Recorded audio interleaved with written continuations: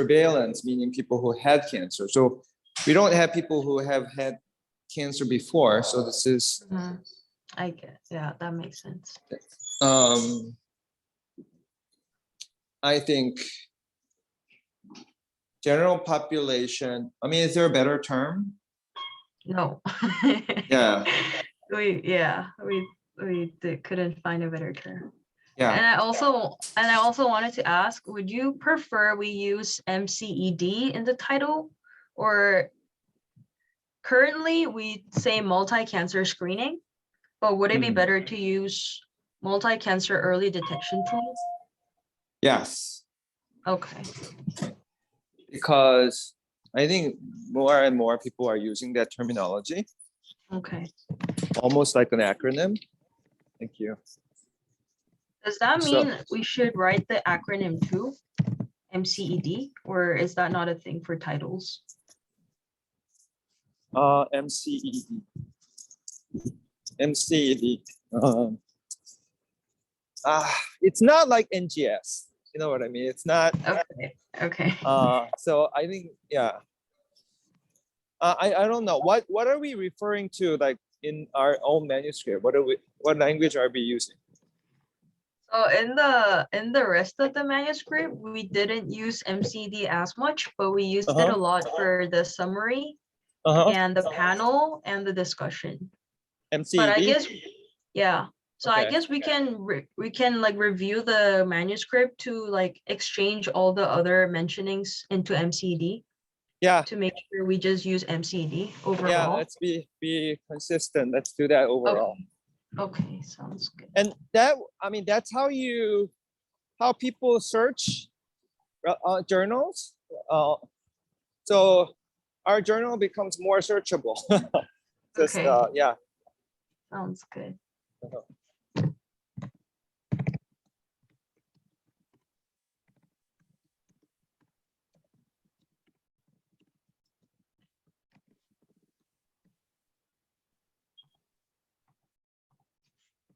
Thing. Let me see.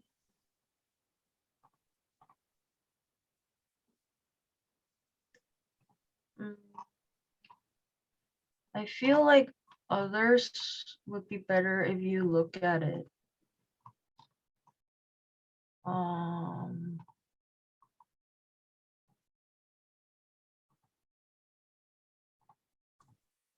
We'll get back to you very soon because I'll be in my office in 5 minutes. Okay.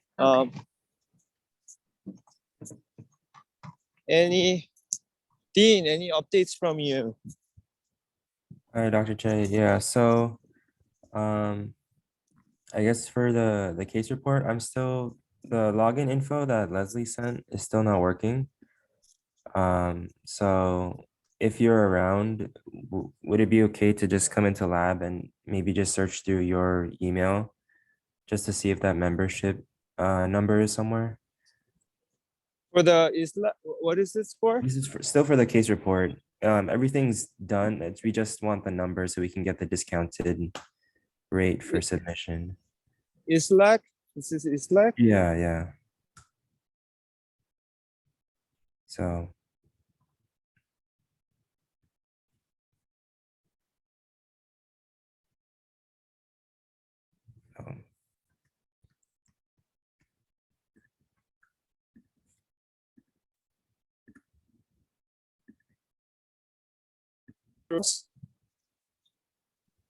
Sorry, I think you cut out, Dr. Che. Yeah, anything else? And then for the Nevo Valley paper, I was reviewing it. I guess I have the updated figures from the statistician since from earlier in the summer. It's just kind of a matter of updating the references and stuff like that. So I can finish that, and then it might be easier to just sit down with you and read through that. But that one's pretty much almost done. And then for Pedro's report, the Nevo. Or actually, sorry, I had a question about, so for Dr. Elena's project, So one of the comments you had before was for our table of kind of disease type mutations and stuff like that. You had asked to put in a column Mhm. explaining kind of the variant. So if it's like deleterious or stuff Right. like that. The thing is, I think Dr. Elena filled it half in, but then for the Uh-huh. rest of them, we don't have the actual mutation type. Is there a way to log into Notice or like the kind of the clinical trial database portal to kind of to look up those patients directly at all? I mean, it's the same thing, same epic. Work with Chisang and Yeah, Liam. so the thing is, I don't have the patient names or like even the identifiers. But I Uh-huh. think what we did with Dr. Pedro before is we logged into like the clinical trial um notice, I think, or whatever it's called. Uh-huh. And then from that, I could get the names. But I don't have, do you know if that's a login that um that you would have, or I could ask Liam or someone? I don't. But you can use for notice, you can use my ID password Okay. for notice. But this I don't know who would have the identifiers. Okay. I I I don't. can try to You log in can and look it up. Yeah. I don't know if through notice you would have that Oh, patient okay. identifier. I don't. I'm Actually, would skeptical. that be on Study Tracker? Study tracker. But even that study tracker would tell you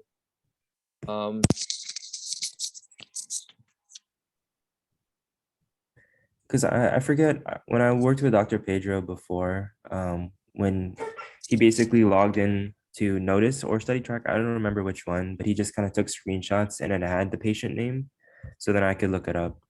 But I don't remember which exact. Yeah, so if study you're looking track. for like specific patients, Yeah. Notice is only gonna give you the study like information, Okay. and the participant information you can find in the Study Tracker. Okay. so But yeah, just work with Yeah. Dean. You can as statistician or IRB person, like how do we look up patient chart to write in manuscript for individual? Okay. I haven't done it before, so I don't know. I only reported it like the identified result, Yeah. but ask Pedro too. He might Okay. know. Yeah. Sure. But yeah, so for Dr. Elena's, that's the only addition that we have, and then sorry, Dean, do you yeah. have the patient's like study number or I something I don't. can use to identify? Oh, Yeah. So all I have from the manuscript is just the trial, like NU, um, like 16 something. okay, because we're probably going to need something to narrow the patient down with, because I'm assuming there's going to be hundreds of people on that trial. No. Trial is only about Yeah, trial's like 15 patients total. Oh, easy. okay. Yeah. So I have like other info, just yeah, I can yeah. So I- yeah, just help Okay, him yeah. navigate the system. Yeah, How to we'll try to work it. And yeah, Dean, if you can ask the other people in the meantime to get any additional information. Yeah. Okay. Okay. Yeah, but I think Okay. that's all for this one. Anything else? And then for Dr. Pedro's, so I got the updated info from the patient charts over the past week. So I'm right now building the table. I guess the main question I have is, so we did get an updated stats report earlier in August with stuff like disease control at 24 weeks Uh-huh. and things like that. But the thing is that the adverse events, they still needed to correct the data for that. So I followed up with them this morning and they said they'll get back to us soon. But at least for those other things that you had asked for, Dr. Che, in that email chain, I have that so I can write that out. So do you need me to do it, anything? Um,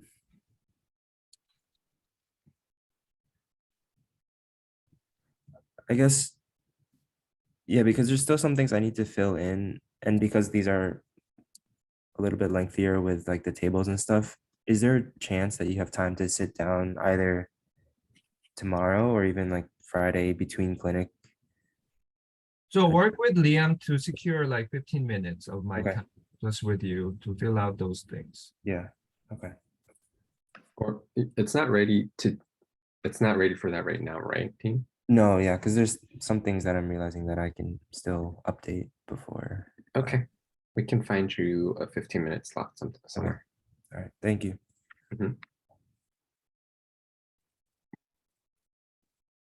Okay, let's go back to Juhi since I'm back here. Okay, sounds good. Can I just show you the cover letter first and then we move on to the manuscript? Sure. Thank you. So, I have a question. So is there a reason the cover letter starts with like a Roman numeral? Or is this not? Does this have to be there? No. Okay.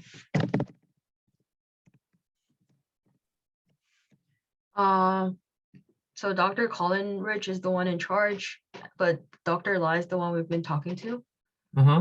So we will open up the letter by telling them that we were talking to Dr. Lai. And I was wondering if you could just briefly read through the content Sure. of the letter, like.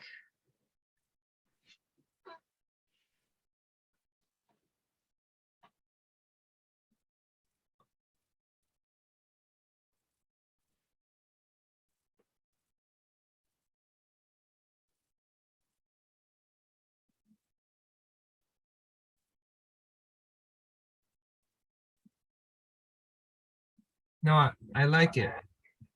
Okay, so the content is okay? Content is fine. Yeah. Okay, sounds good. So this is all I'm gonna, this is the cover letter. Is there anything else we need to add or subtract? Yeah, add my electronic signature. Yeah, and then it's there. make it into yeah, PDF. Oh, okay, okay. Then did you put the date in? No. Yeah, Okay, put the date, yeah. okay.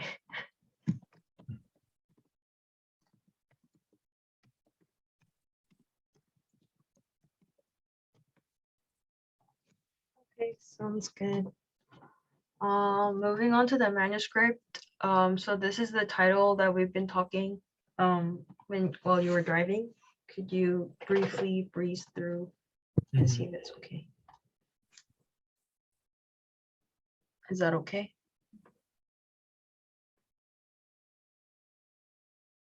Yeah. Okay. Uh,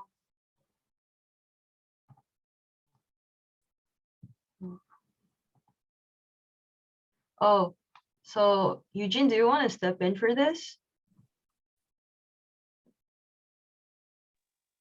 Or should I do it? Sure, I Do- think. Okay. Yeah, so as you gave us comments, Dr. Say we added the analysis for TPV and NPV using four studies, but then one study with very low, like TPV. If you look at the result, TPV in general is very high with a very wide confidence interval. But then I should mention that I will update the data because I made a mistake to incorporate wrong numbers for random paper. So there will be some changes regarding the specific numbers, but then the whole like structure for figure or data are all set. So where was the error you said?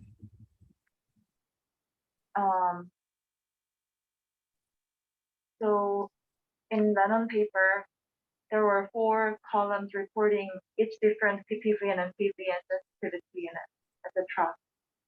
But I chose the wrong column, but the numbers are not that different, but I'll update the new numbers. And then my guess is the overall trends of results won't be changing, but then the exact numbers will be a little bit different from, compared to this version. Okay, Can I step in? Sorry. So we will do this again, but our concern is that the range is too large. So even if the new numbers come in, the new numbers are not very different from the old numbers. So it will change a little bit, but the range will still be pretty big. Is it worth mentioning in the summary? And you can find about the actual result below in the figure area.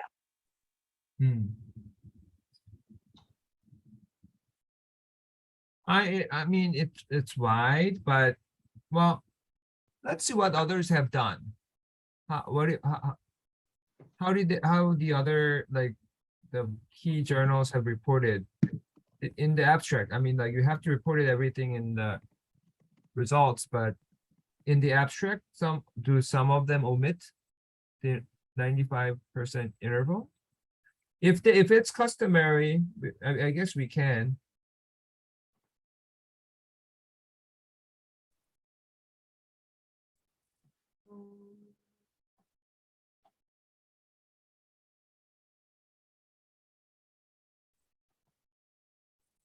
No, I guess they included it.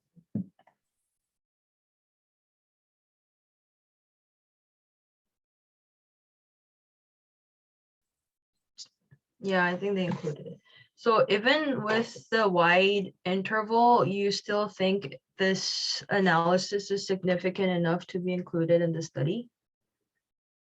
Yes, because we want to know this trend rather than, yeah. Okay, that was the concern. Okay.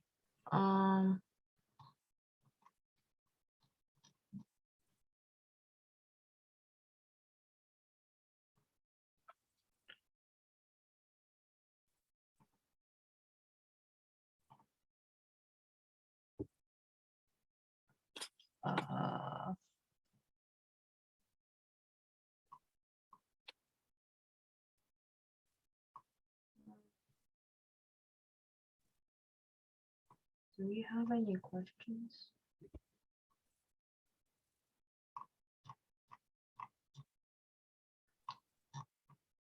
Did we have any additional things we wanted to discuss with the professor that I'm missing?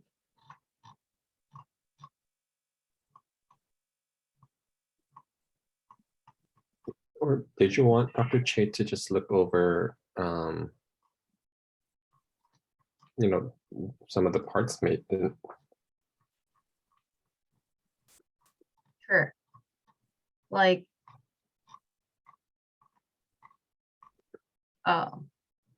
which part? Or like the abstract and the evidence before the study, that kind of stuff. Okay, yeah, that's fine. We edited this to fit the word limit. And could you let us know what you think about it?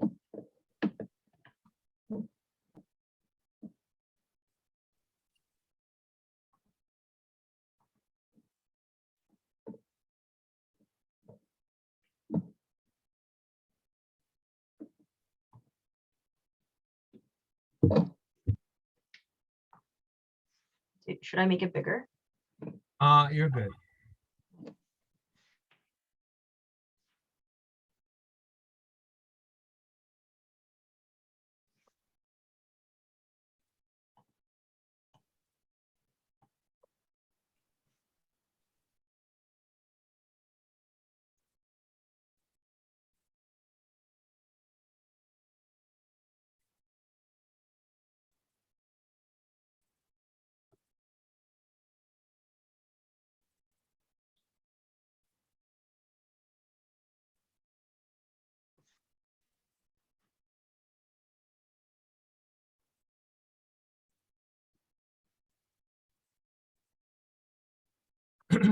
Is there room for more sentence, or this is max? This is max. Okay. Was there more things you wanted included? For 16 studies, maybe good to say what case control, what is cohort study. The numbers, the n values? Yeah.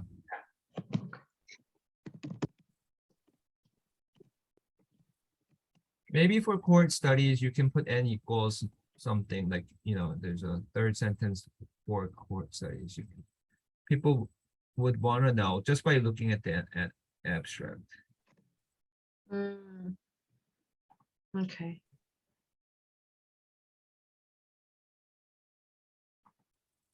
Yeah, that's it. I think this contains all relevant, important informations.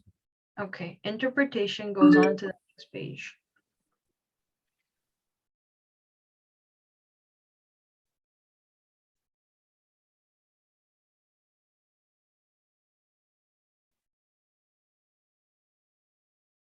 Looks good. Okay, thank you. And this is the panel. So from evidence. Yeah, So I had a question here, very briefly. The very first phrase in the United States, there is no widely accepted screening method for most cancers, but isn't this global, basically? Like the practice in screening cancer in the United States isn't, it's not all that different from the rest of the world, from my understanding.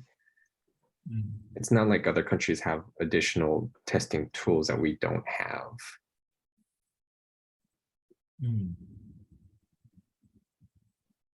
So like my question is, do we have to say that, or can we just say like globally?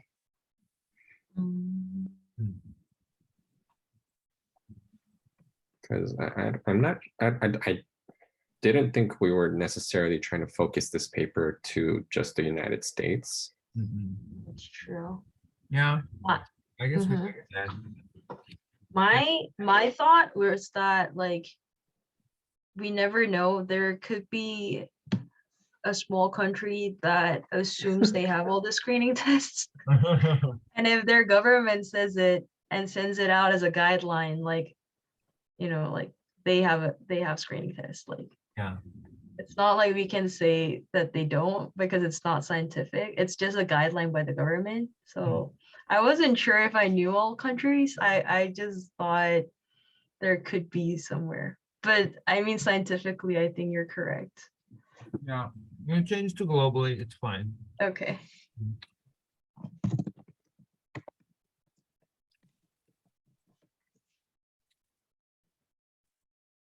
Is this fine or should I make it longer? It's fine. Okay.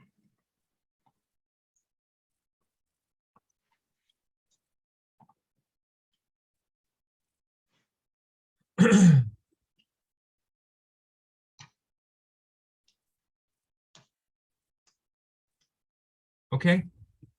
Okay.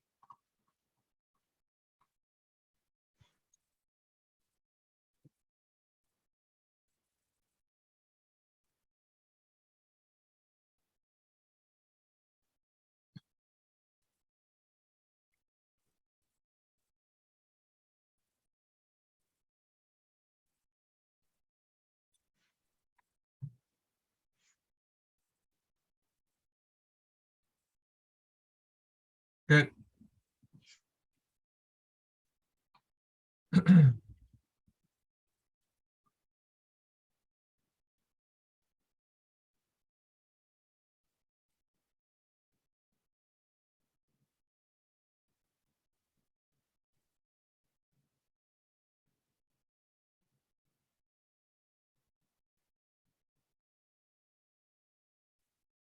So you have to be careful. We scientifically support.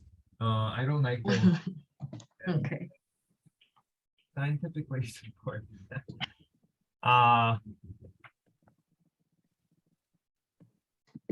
So I can tell you, babe, I don't if Liam was there or Chi. So let me tell you this. So, a primary care physician ordered GRAIL, which is the first commercial assay out, MC. Now, patient got positive test for, let's say, pancreatic cancer. Patient has no symptom. Patient did CT, PET, everything came back negative. And patient is living in anxiety. I'll have pancreatic cancer soon. And then the question is, how often do I need to get PET? And they did do it for next few months, getting a lot of scans, ultrasound, can't find anything.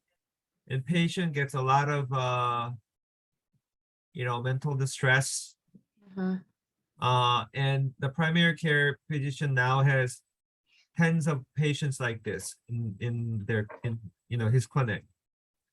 So he wants to sue GRAIL for this unnecessary medical cost caused by this test, and patients getting paranoid.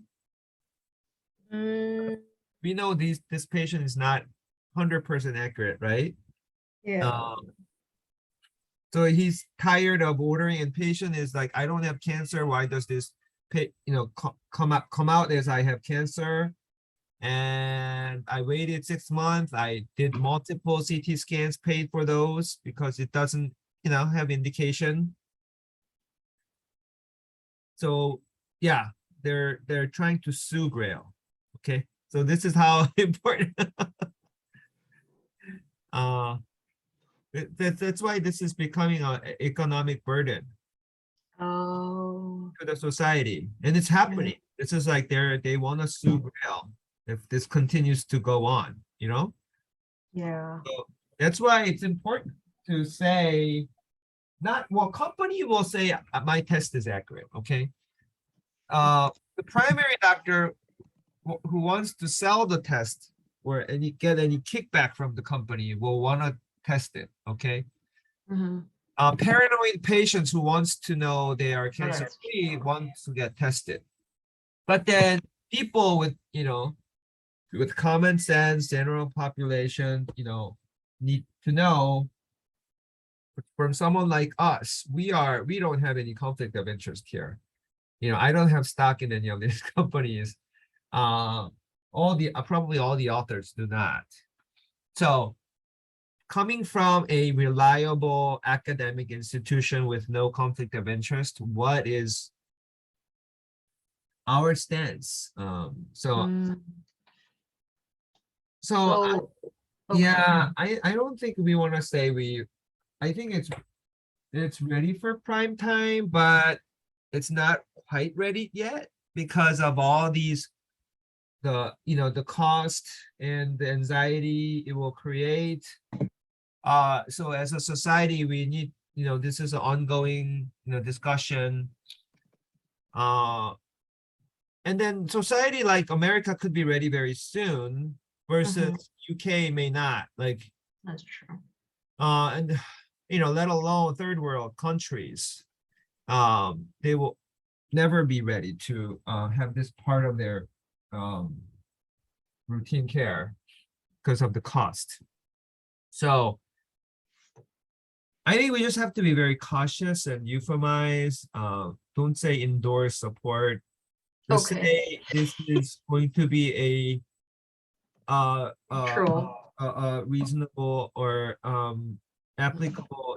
It will likely be or just use likely, probably, or will be not anything strong. Okay, I get what you mean. Yeah. Don't use words like support or endorse. Use words like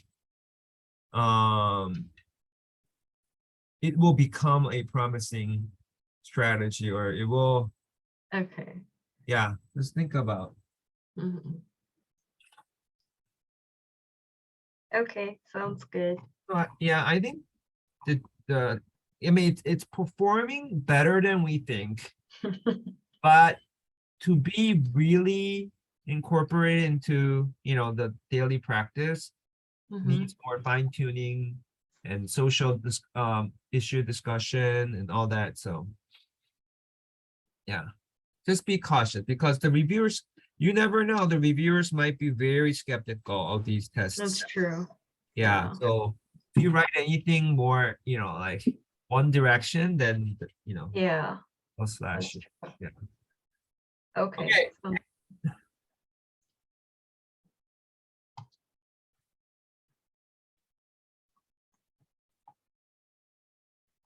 So we still need to, so like we said, Lenin paper was just very confusing with their data. So we needed to skip columns a lot. So we will redo that. So which is why we're not showing you the results today. We'll finish that up and then show you the updated results. Like the numbers are not going to change much, but still it's going to change a little bit. Okay. So yeah. Anything else you think we should include in the summary, or Are you sharing no, your? I'm not. Yeah. You just read the summary and the evidence, but I Yeah, can share it yeah. No. We're not adding. because since the last time you saw the paper, like we only mainly changed the summary and the panel. The rest of it you already saw last time. Yeah. And once we update the results, we can show the whole paper again. Yeah. So It's pretty much done. yeah. Again, let's speed up. This has been going on Too long. for a long time. So I don't want there to be another review paper That's competing true. with us. So Yeah, so my step 1 is upcoming. So I'll try to come into the lab meetings, but if the lab meeting like starts too late or it runs too late, I might have to like ask Liam or Eugene to like lead it and present. So Yeah. fine. so- okay, that's all I have for today. All right. Very good. Good, thank you. Okay, Dean, I'm coming back to you. Do you have anything else to discuss? All right, Dr. Chen. Yeah, I mean, yeah, like, I guess, sorry, just to clarify, so for the Dr. Elena's paper, it's just kind of that one table. I think the last version that you had read through, we had kind of approved most of the content. But yeah, I mean, if we want now, we can read through it. It's just that for Dr. Pedro's, that one's not ready to read through today. So I don't know if we want to do this one first. Yeah. Let's Read do through what we both. can. Okay, We have to move things. yeah. That's been sitting for more than a year.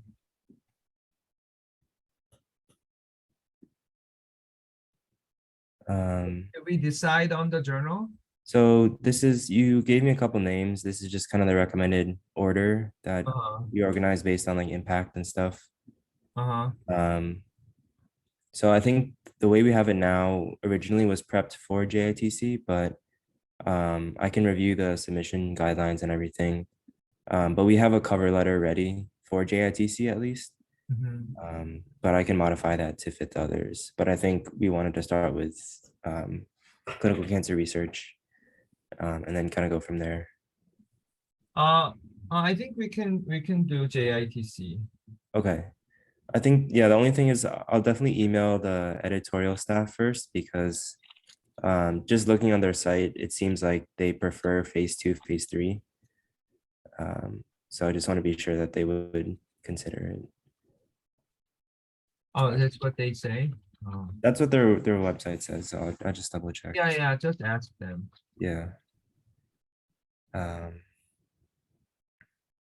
Says phase 1/phase 1B for the title. Yeah.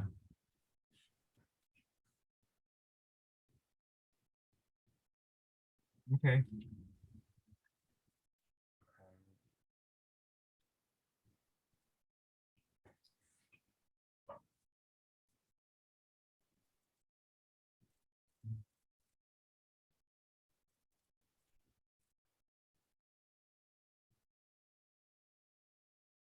Okay, So yeah, kind of just discussing nivolumab and veli, and then this kind of argument for why it would be combined. yeah, Um, I guess I know we said JITC is okay. I was looking over clinical cancer research (CCR) and kind of their recommendations. Like they definitely accept phase one, but they're kind of saying that for sort of novel combinations, they want to see kind of additional preclinical evidence. So is that something that I can just like, obviously we don't have additional data, but would it be worth to describe more in detail, like in this section, is explaining why it might combine as opposed to just the individual rationale for each treatment?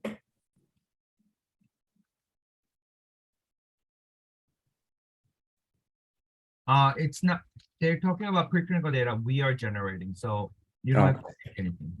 okay.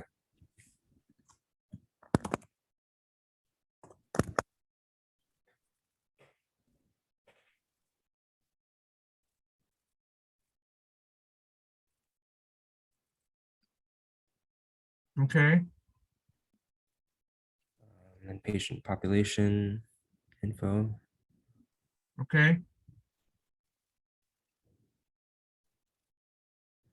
And then results. So this variant stuff is what I was asking earlier, but I can check with Dr. Liam to get the login for the different like clinical trial tracker sites. And I can text Dr. Pedro too to just double check which site we used. But that's the info we would add here. So basically explaining more in detail like what type of alterations in these genes. in functionability. Yeah. So I guess functionability mean like deleterious and stuff like that. Yeah. Usually it's either functional or non-functional, and non-functional is going to be variants of unknown significance. Right. Oh. Now get it. Okay, I can add that. This is just like the dosage, increasing mean duration, adverse events. And we have the table for that already.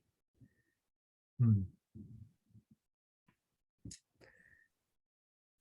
And so the only thing is, so when we first reported the response and survival outcomes, that was kind of the original hiccup, was we wanted the updated version, which we got from earlier in the summer, which I reviewed, I think, with you before.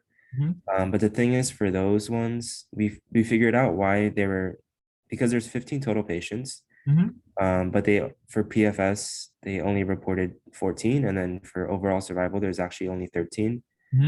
Because one patient received radiation, and then another patient withdrew consent after treatment, but before the follow-up. So that's why the stats in their report, they had a much more limited one.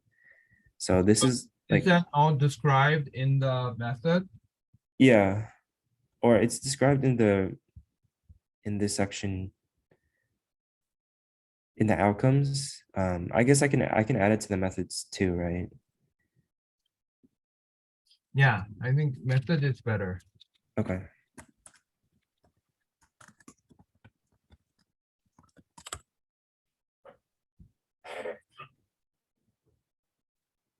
But then it's okay to that the two like PFS reports like n equals 14 out of the 15, as long as we just explain why that they were taken out. Yeah. Okay. The discussion section, I think we had approved before.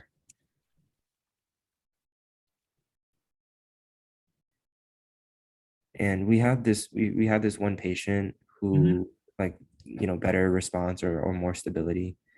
So I can explain that more if we'd like. Mhm. And then there's discussions of different trials. I think you had made a comment a while back about these being separate ones, but I think the reference that we have explains it's the same thing, but wasn't sure if that was something that Mm. you're familiar with. So 62 patient received combo, response rate 18.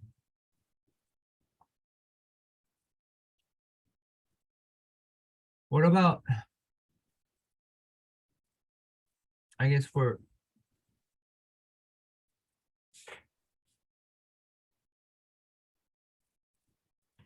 Hmm.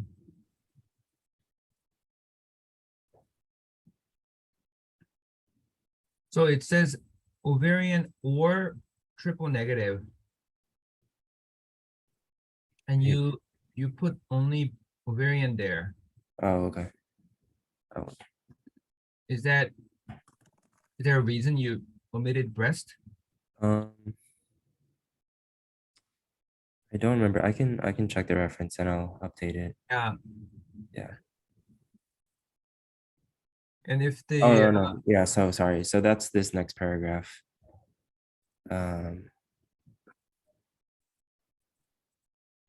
Yeah, so this first half is or let me check. Yeah, because this, I mean, this second section is the triple negative breast cancer cohort only, Hmm. but I'm not sure why we organized it in this way, so I can double check.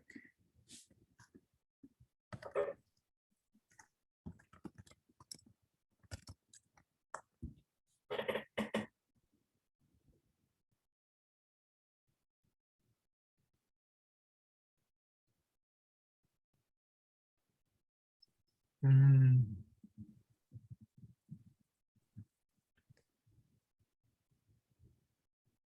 I think the breast cohort discussion is too detailed. Okay. It's almost like we're reporting. So Yeah, we need to know, was the response enriched in BRCA mutated group or not?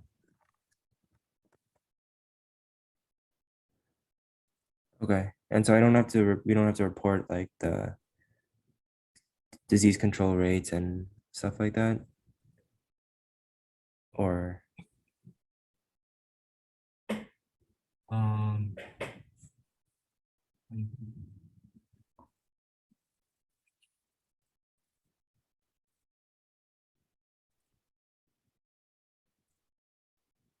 So unless you're comparing, because you're not comparing disease control rate in the BRCA group, correct? yeah, we're in, So it's not necessary. So okay, the point is, in the trial, with enrichment, without enrichment, was there a difference? The Okay. answer is yes.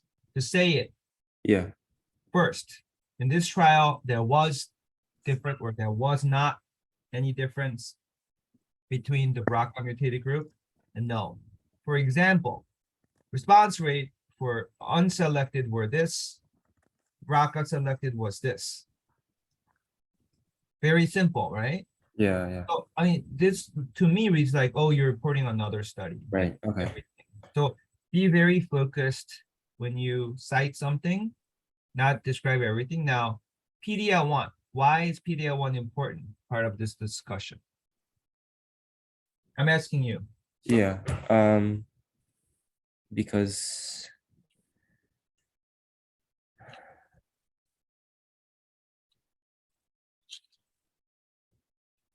I mean, because we're talking about checkpoint inhibitors. But did we discuss that in our, Yeah, okay, do we have PDL1 expression in our study? no, No. yeah, okay, So it's not relevant. The discussion is not relevant okay, because we have nothing to compare to. yeah, You understand? yeah, So this is writing 101. If you are citing other literature in discussion, this is in comparison to our study. So our study found this. How yeah, about other studies? And only what we have reported, you should compare. Right, okay, You could briefly mention in the limitation, in our study, we don't have the PD-L1 expression. Other studies have reported that in BRCA mutated group, PD-L1 expression level is higher than non-mutated group. okay. So it would be good if we can look at that as well, but we didn't, so that's one of our limitation.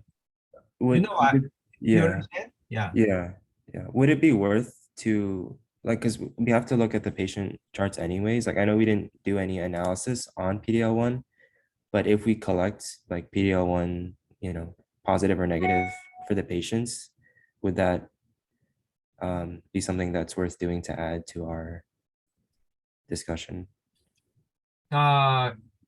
Yes, if we know, Okay, um, but if something that's like not really, PD-L1 for something like lung cancer and breast cancer, yeah, it's part of standard care.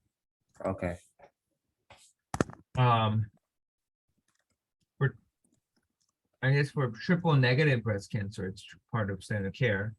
Mhm. But let's say pancreatic cancer, we have pancreatic cancer in our cohort. yeah, The pathologist would not order PD-L1 because it makes no difference.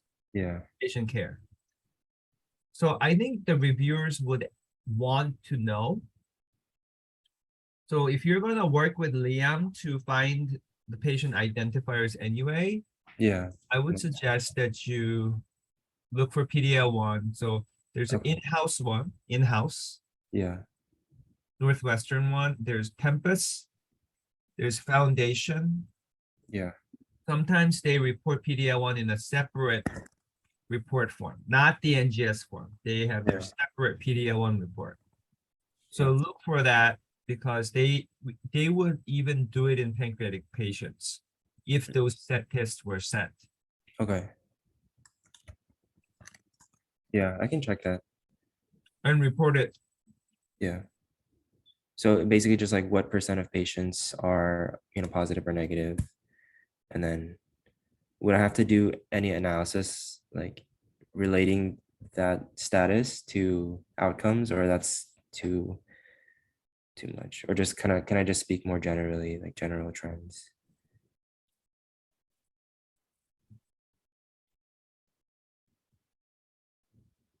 So in the supplemental figure, if I was reviewer, just sort by study number 1, 2, 3, 4, 14 or something. Yeah. And then you have patients duration of response or PFS. Do you have a swimmer's plot? Yeah, we have one that Dr. Pedro made a while ago. Where is it? This one. Yeah. So for these, what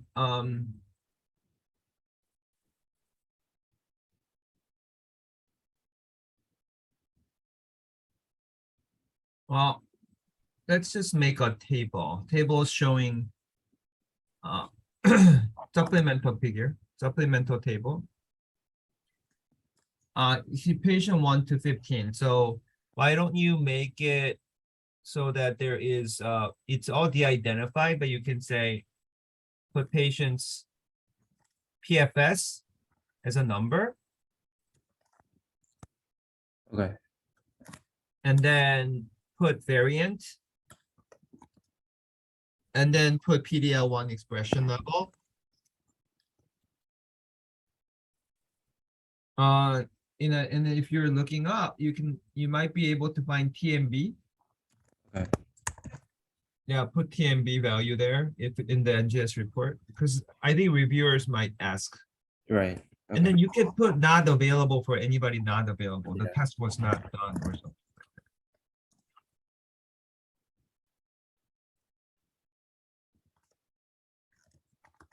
Okay.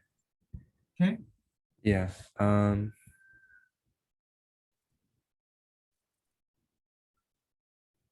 Yeah, this one Dr. Lane had added, I think we wanted to, yeah, I'll update this one because this is not complete. And yeah, I think like you said, I'll report it in the same way instead of in not reporting results, but reporting kind of relevance to our discussion. Mhm. And then this paragraph was just about acknowledging limited enrollment, variance of unknown significance. So if, okay, yeah, I guess not right. Yeah, but this is acknowledging that. And then the conclusion. So I guess the only other major question, so we have the clinical characteristics and dosage. This table, the variant info, I think is what I would go back and check, like you said, functional versus non-functional. The only other thing is that the updated report that we got from this past summer looks like this one on the bottom.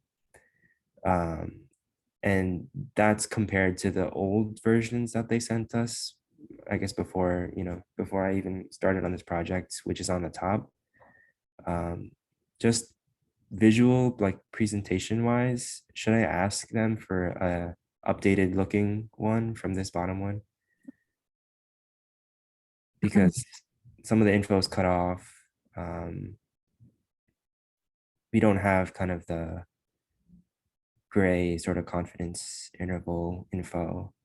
And this is split between the two arms as opposed to combined. So do we want it to look more like this old version with the way it's laid out here? Or is it okay to keep it the way that they sent it to us most recently, like this one on the bottom? So I think combined is better. But how many patients are in On 300? this one, PFS is 14 patients. And then similar thing for OS, but OS is 13 patients. What about by dosing? By dosing, the cohort in red, the 300 milligram is 3 patients, and then the one in blue is 11 patients. So they sent us that info. I just didn't put it in here, but I can include that. Yeah, you Okay. should include that. Okay. So I would put this by dosing in supplemental figure and combined in the main figure. Okay. And for both graphs, ask for the one with the 95% interval. Right. Okay. Um, okay. And then only last thing is adverse events table.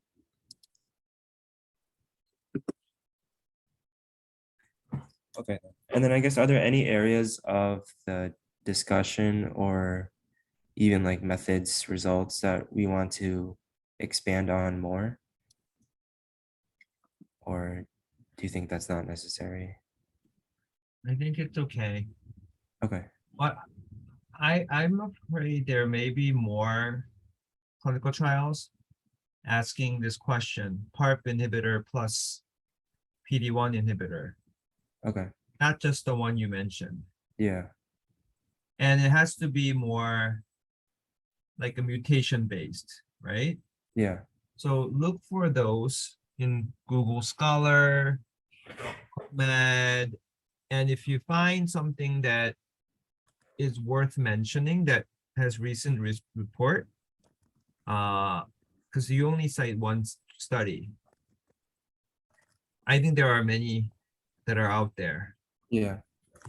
So I think we need to at least cover, ones that are large, really relevant for our study. I think I'm telling you because the reviewers would want it. Right. Okay. I can add that to discussion. Okay. And then, yeah, just quickly, Dr. Pedro's, I think I still have some stuff to work on here. But it's kind of like the same format generally, I think, with the introduction, study population. It's just some of the tables haven't been built. Uh-huh. When so you had this comment earlier about disease control at 24 weeks, and we got this figure Yeah. from the stats. Yeah. I guess what kind of discussion, how would I go about like describing this? Like what might be relevant to discuss in that section? I mean, in 2 cohorts, you just described this disease control rate at 8 weeks were 0.6, 0.6. What is, So this is only 24 weeks. oh, Yeah. so what about 8 weeks? We didn't ask them for it, but I can ask them for it. Okay, if you don't have it, just write 24 weeks. And just write it out. I mean, there's nothing to discuss. Okay. You know, this cohort at this mark had this control rate of this versus this. Yeah, that's. Yeah. Yeah, the adverse events stuff we were still waiting on, which I followed up with them. Mhm.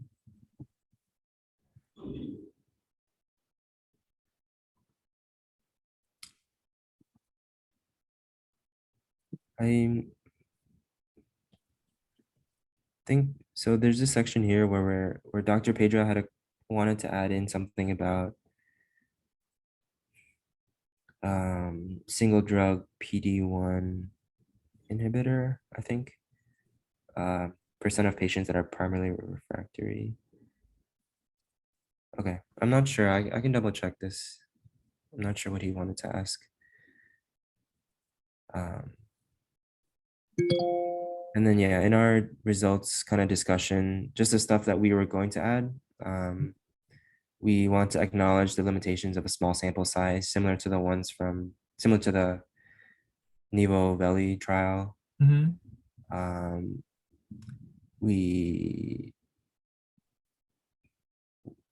I guess, so we had sort of identified one patient that had like the longest stable disease or, extended period of time where the treatment, like where they didn't have progression.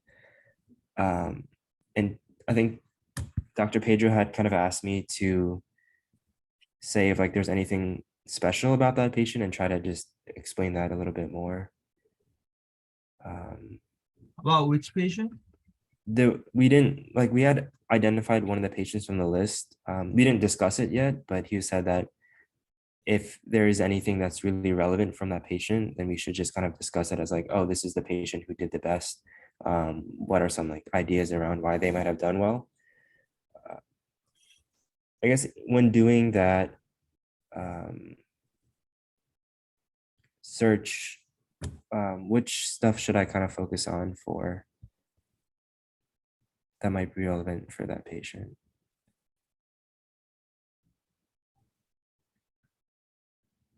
I don't understand your question. Like, what to focus?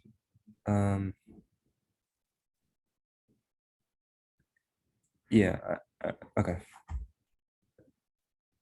I think, yeah, never mind. I think I can review the patient chart and then we'll go from there. He had also mentioned potentially discussing this biomarker to define a particular group of patients who would benefit. Mhm. But based on the collected data we had for that SDK variant, Oh, so this one you have the identifiers. this one I do, yeah, because Dr. Pedro had this screenshot from, I'm not sure where it's from, Notice maybe, but that says the patient name, so that's why I was able to find the rest of the info. Third patients at Northwestern Medicine. Oh, okay. So I was thinking we could just go to the same site, but look up the other trial, and then I can get the names and do the same kind of analysis. But So each trial has study coordinator and data manager. and the statistician would know who that is. Okay. So talk to that person directly, just call over the phone and explain, you're writing this manuscript with me and we want more details on genomic information. Where, should Dr. Che log in to get this information? Okay. Okay, I can do that for the other one. Yeah, for this one, I'd also wanted to potentially discuss STK11 biomarker and kind of identify if there's a specific subgroup. Uh-huh. But when I look through the Tempus and kind of the variant results, there's only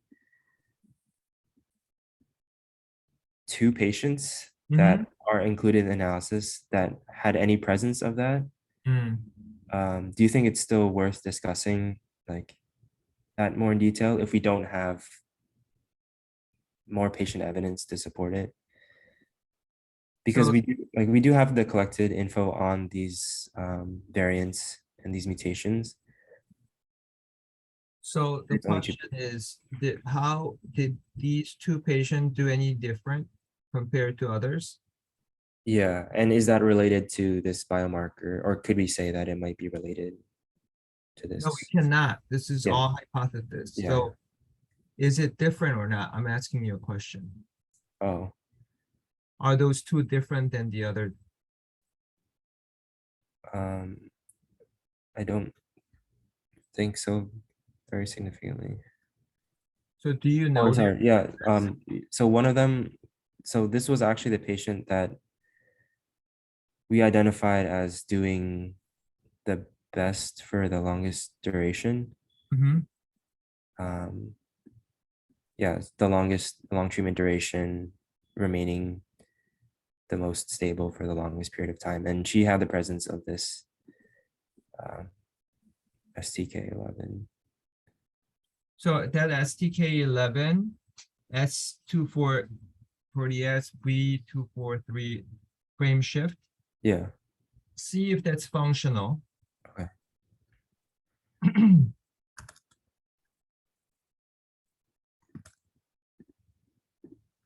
And functionality, you can use many different algorithms out there.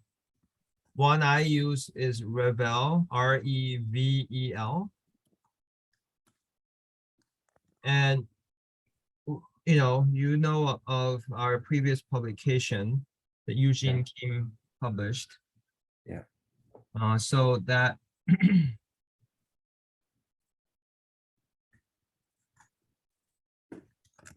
is that published? I don't know where that article is. Liam, do you remember? Or Eugene? That functional variant classification project? Like, Maybe look it up. So for metformin to work well, there are people have come up with biomarkers such as STK11, KEAP1, KEAP1. They suspect it's working through mTOR pathway or AMPK pathway. So read about, or the mitochondrial oxidative stress pathway. So we're trying to still figure out what is a good biomarker for response metformin. So just briefly review and summarize what is the current status on that research. And then look at our own patient mutation profile and see if any of those mutations come up in our patients' DNA profile. STK11 is one proposed gene. Okay. But it's important to know whether they're functional or not.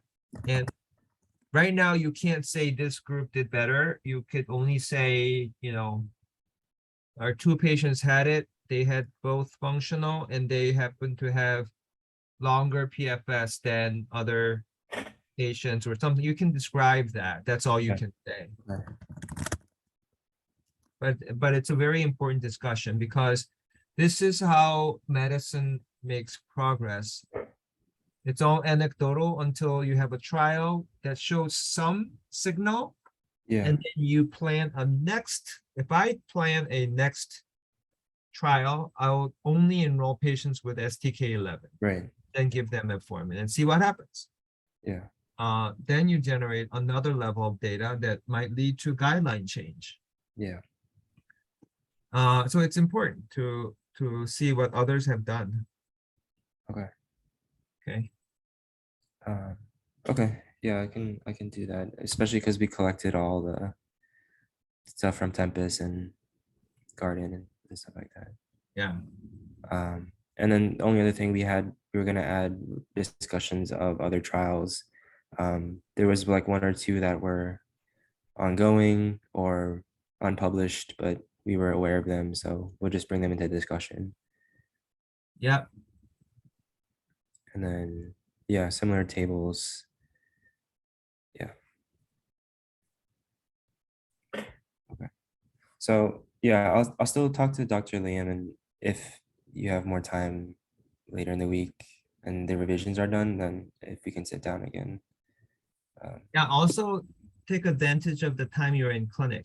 You know, people grab me, Yeah, may have me sign. That's your chance to grab me to, can you look into this website and, you know, that's your chance to ask about research questions. I know some clinics are really busy yeah, days, but some clinic days I do have downtime, so. yeah. Okay, All right. this project has been going on for so many years. We should really publish, so. Yeah. Yeah, let's get it done pretty Okay. quick.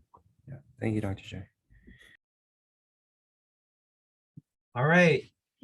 Who's next? Maybe Eugene is in Korean time, so. To Eugene.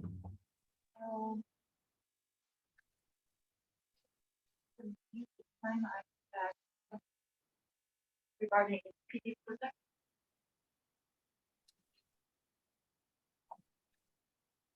I can't hear you. Can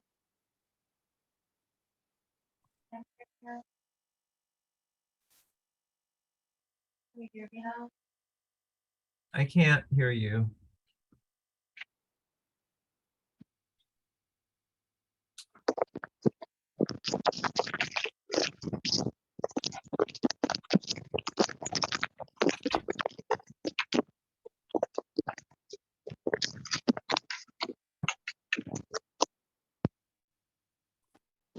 Can you hear me now?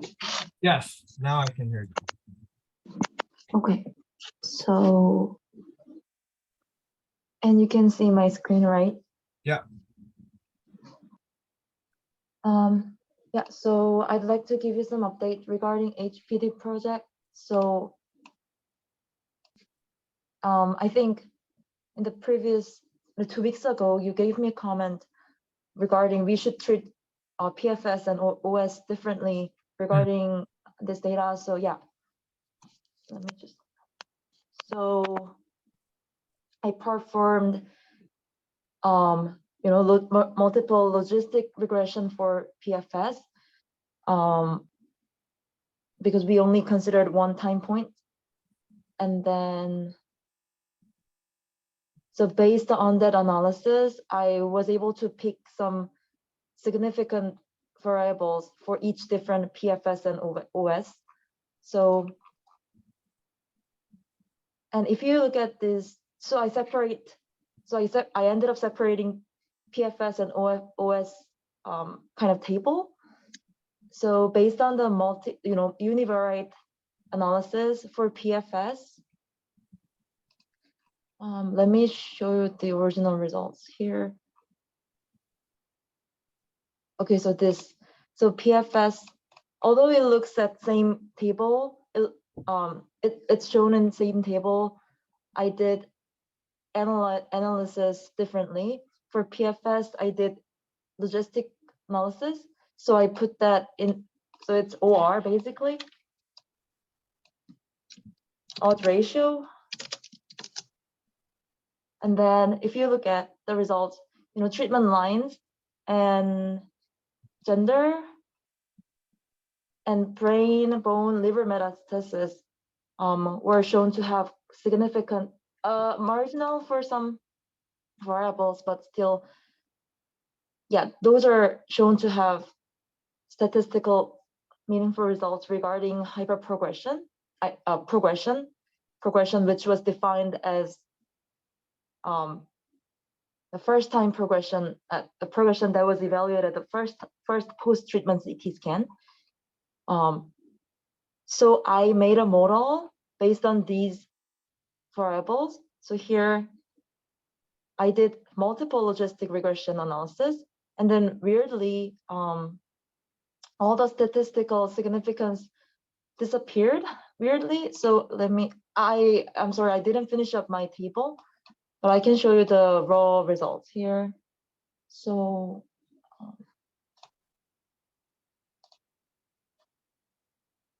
yeah, these are generalized logistic multiple regression model. And if we consider Champia as a factor, these are results. So gender still like female, still male showed like protective effect from progression. And then for Champia, the number looks weird, right? I don't think I can use this number for the results, but I mean, and it weirdly like worst test and LR log rank test results are different, which in my opinion, it should be in the same line, aligned with each other. So it's a little bit weird. And then for when I put Champia in the model, other than gender, there were no like significant results in terms of relation to, for progression at the first post-treatment time point. But then if I consider satabuzid, it shows some meaningful results, I think. So gender marginally correlated, and then satabuzid, hyperprogression defined by satabuzid, marginally correlated. And then brain metastasis, weirdly, like brain metastasis was shown to have protective, like negatively correlated with the progression at the first time point. So I'd like to ask you whether these results are, looking. So this is progression. So this is from logistic regression.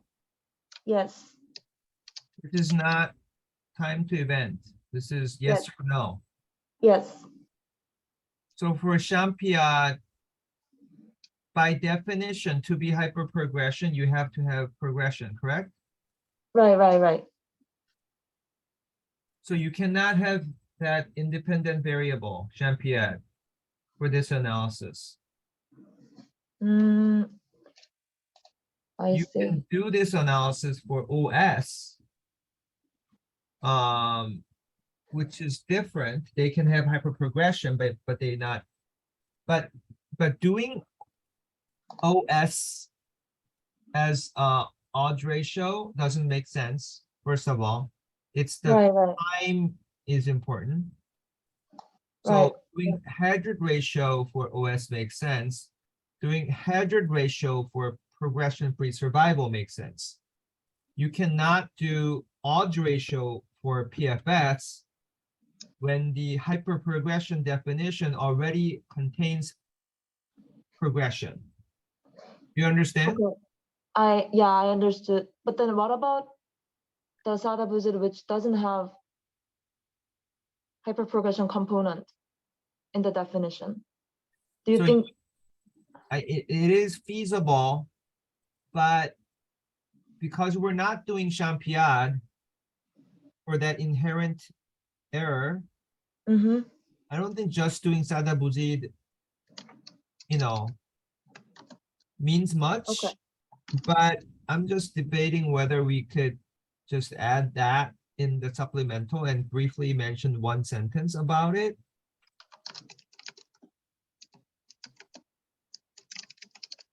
Yeah, I think that's possible. But again, I don't think there is a value in doing, so conclusion. Don't do odds ratio for progression. Okay. Do hazard ratio for progression-free survival. But then last time when I did the hazard ratio for progression, you said it's not feasible. So that's why I changed it. But What do then my What do you mean not feasible? because we only considered, because inherently our data is lacking, further CT scans other than the right after the, Oh, Um, yes. So we don't have progression after that. So yeah, we don't, right? yes, so based on our timeline, we only can evaluate progression until like post 3 to 6 months maximally. And then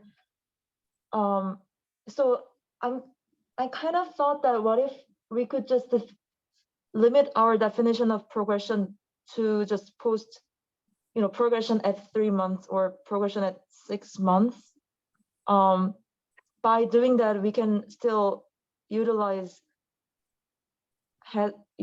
Cox regression analysis, right? I saw some studies did that.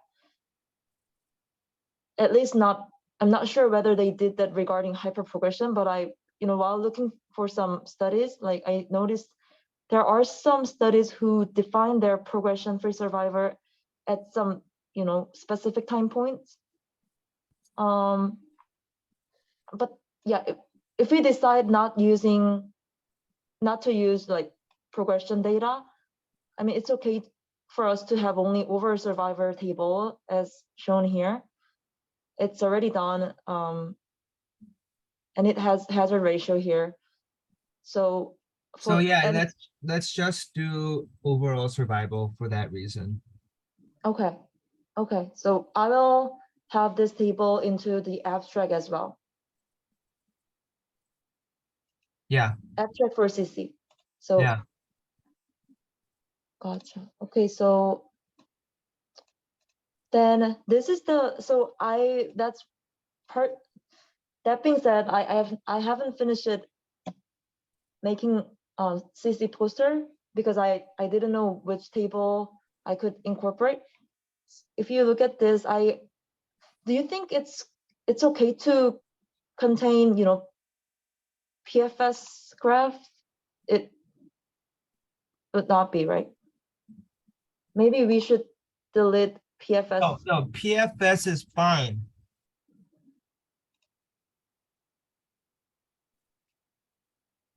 But then it's not feasible to do like logistic or Cox regression analysis for it, right? So how did you get the PFS line? If you look at here, So I'm saying you didn't do resist, you just did by clinical progression, right?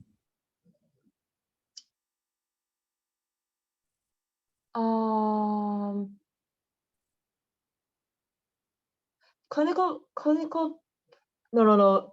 We decide progression based on first CT scan.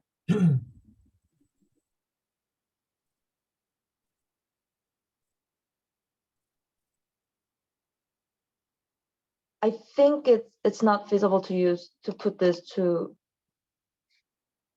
graph here. If you don't have progression information at Based on each CT scan, then you cannot put PFS in any graph or table.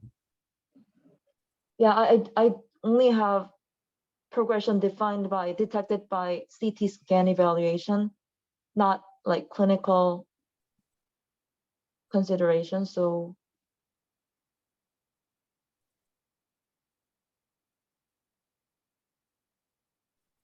Because detecting progression by the CT scan report is easy. You look at the CT scan report and it says progression, and you change to a second line, it's a clinical progression.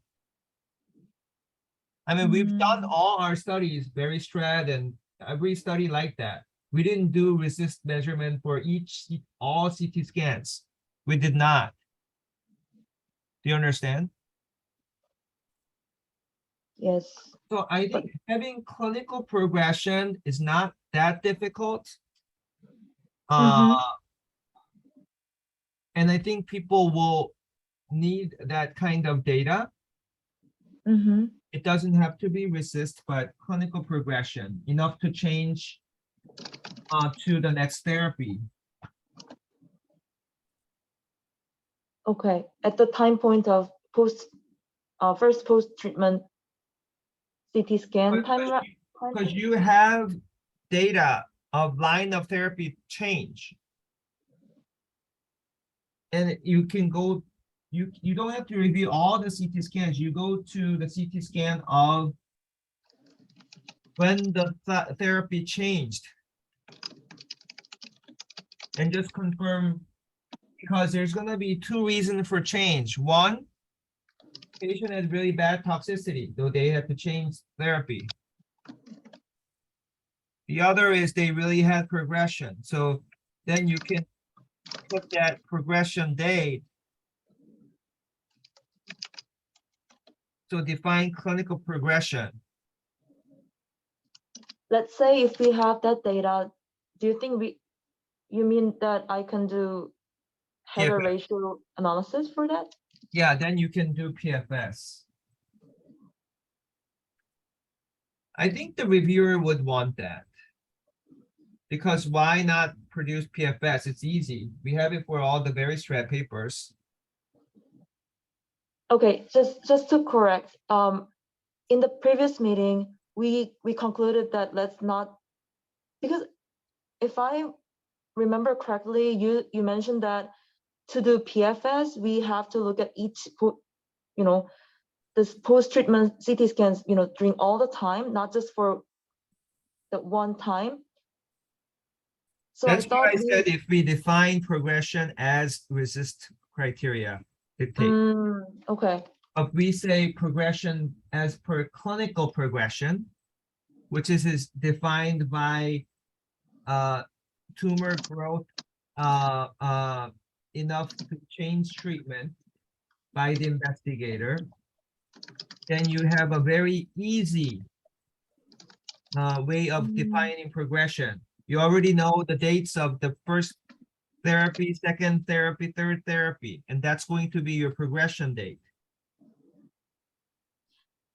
Yeah, but the thing is, when patient, we only collected the line of treatment data for immunotherapy. So I guess, yeah, if we're lucky, like we can, yeah, we already have most of the data we need, but then like I'm not sure whether the treatment line data is complete because we didn't collect the treatment line data if that's not immunotherapy. So yeah, but I think we can collect that data. It's And then it's only 120. What is it? yeah, 128. 128 patients. To find Okay. progression date for 128 patient, doable. You can finish that with in a few days. Okay, correct. I agree. So, but then you want me to do that for CC abstract as well, or only for the I don't actual think you manuscript? can do that for the CC. Okay, then I'll just go with the overall survivor for CC. Yeah. Okay. But then for extra manuscript, I will reach out to some lab members or to get the clinical progression date Yeah, information. work with Dr. Chisang and Jian, and they can so divide and conquer. Assign few patients for each, I don't think undergrads can do this. They don't know the clinical progression. So it has to be MDs in the lab, which is Jiyeon and Jisang and Liam.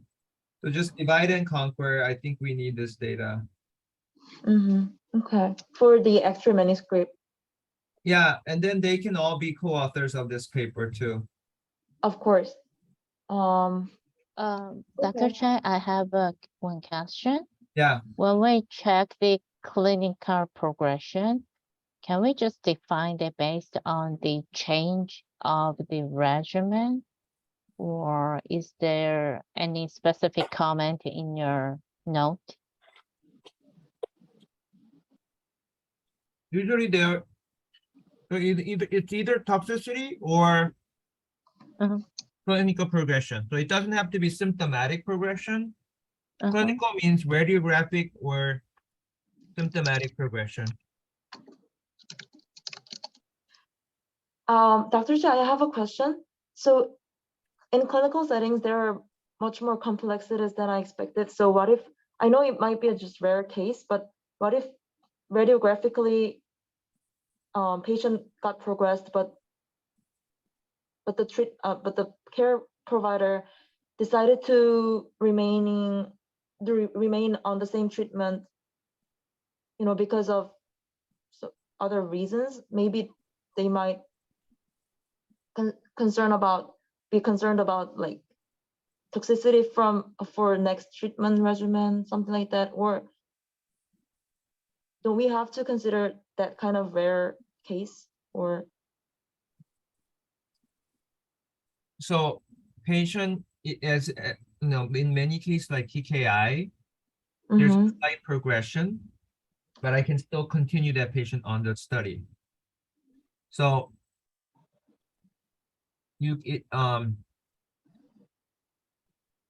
PFS could be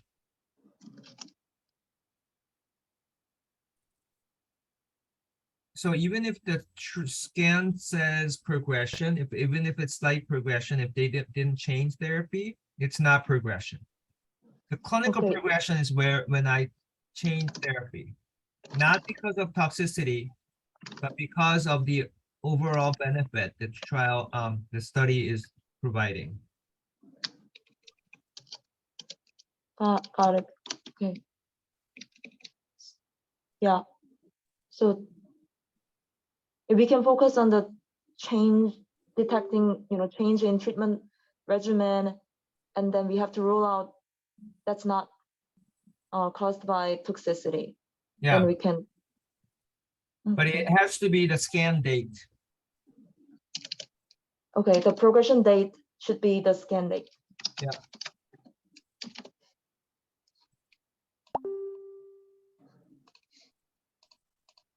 Okay, so it sounds great. So for the CC abstract, I'll just mention over survivor data, and then I'll Yeah, have the you have to table. change the title too. Yeah, the title. Okay, got it.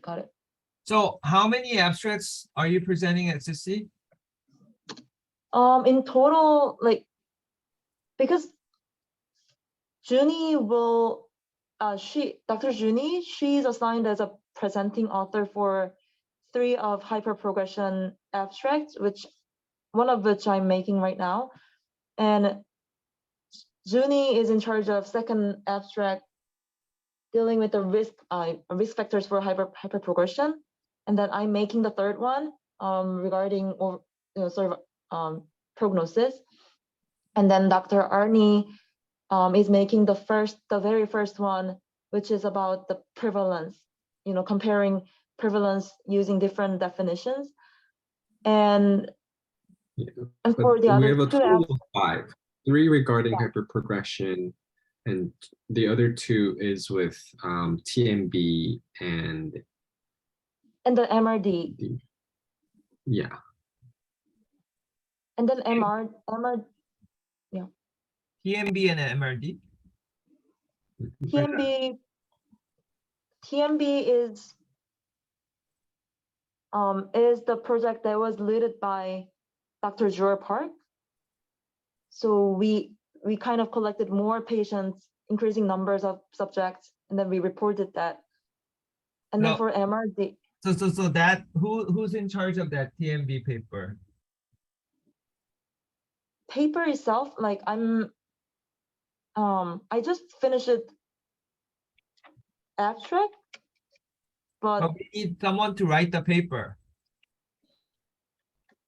that's true. So who would be the appropriate person who can lead that project? I mean, datas are there, I think.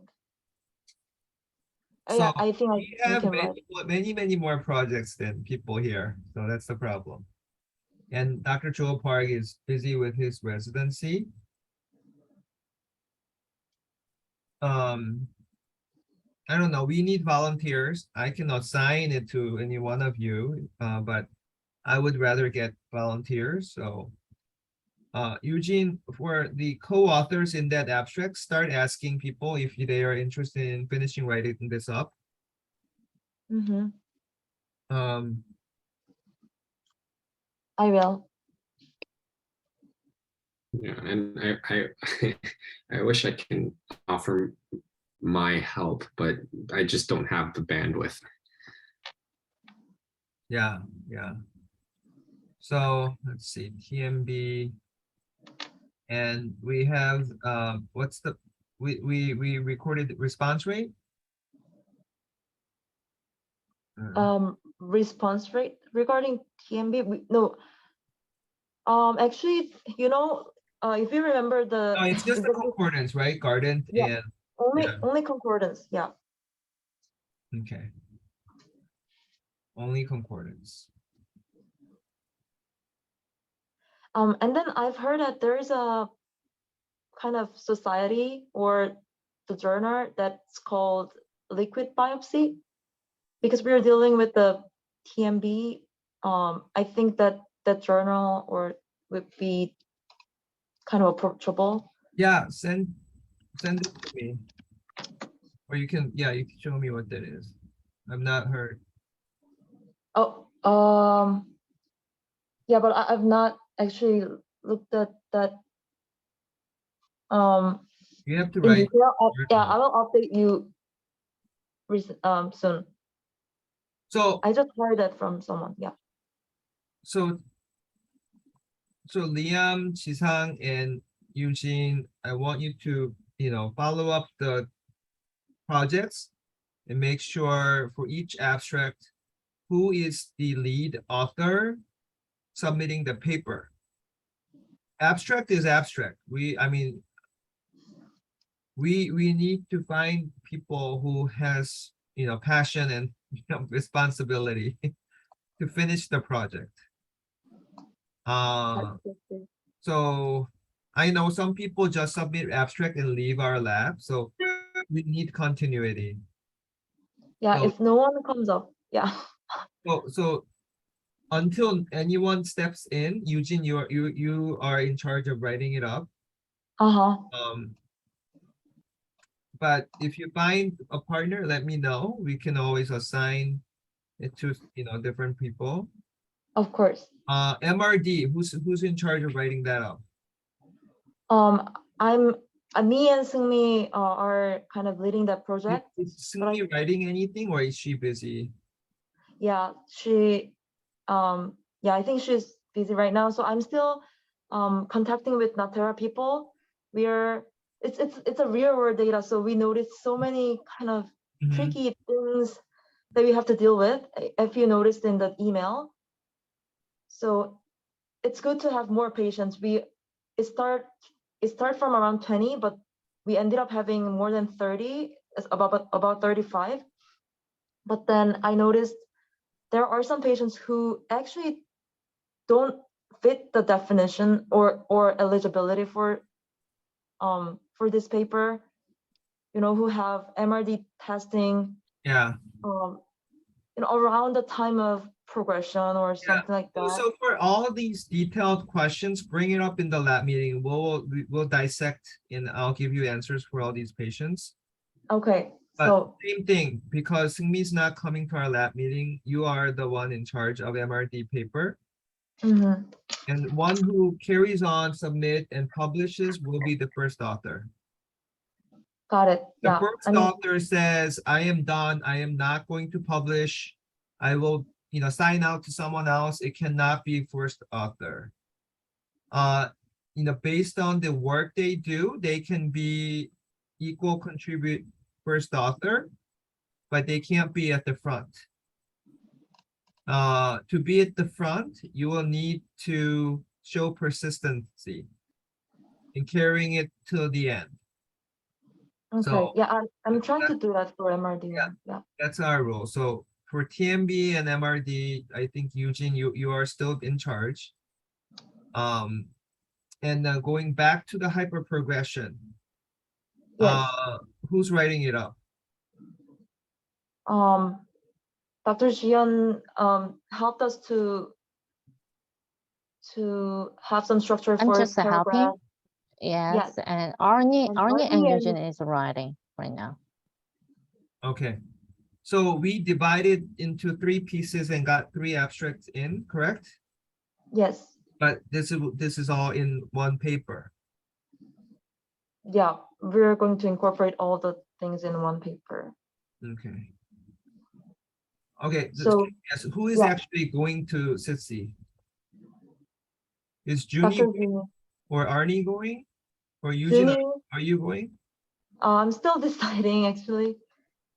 But Zuni is definitely going there. She's going there, and then Arnie, I'm not sure. Okay. So at least Junie can go and present 3 posters if you're not going. Yes, that's true. She will be there. Yeah, she already contacted me. Yeah. Okay, so make sure you have her print all these posters and hang it. And once you know what time, let us know so we can all go. Mm-hmm. I think I don't know, it might be hard for Jisang to go, and maybe Dr. Jiyeon. Are you able to go to SITSI? And I don't think so. Yeah, you have Sorry. children to take care Yeah. of. Yes. So I think you're looking into it, Liam, right? To see if there's any fun. Yeah, I am, but so far nothing. They just keep like escalating it and sending to different departments, but Okay. seem yeah, it seems like a very niche need here. Okay. Isil might go. Dr. Isil might go. Yeah. So for TMB and MRD, I don't know. You can ask Seungmi if she's going. It will be great for interns to go and present. This is what makes interns stand out as a good fellowship candidate. So Eugene, you should ask Seungmi if she's going to present. Okay. Okay, so yeah, if anyone else is going, let me know.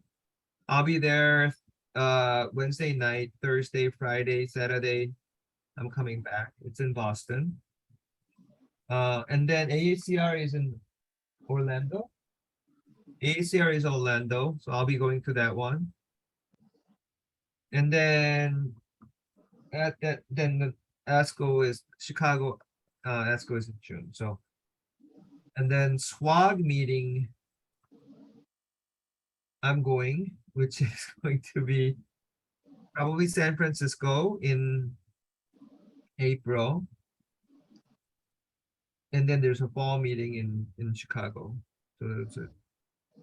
The meetings I go to SWOG, ACR, ASCO, and SITSI. So the 4 meetings I like to go to learn.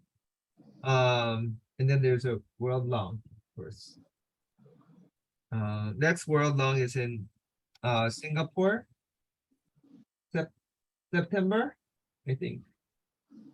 No. What? September 9th. September 9. Okay. So just FYI, keep those dates in mind if you want to present or want to attend any meetings. But for those of you who are applying for residency or medical school fellowship, attending, presenting goes a long way. It shows that you are committed. So I always recommend that you go. Okay, coming back to your analysis, anything else, Eugene? Could you just give your thoughts on the table format and just the way it is presented? It's over survivor, it's done. So I don't put Champion, put hyperprogression defined by Champion. Okay. Or didn't I say definition 1, 2, 3 or something like that? I don't think. Because it's kind of long.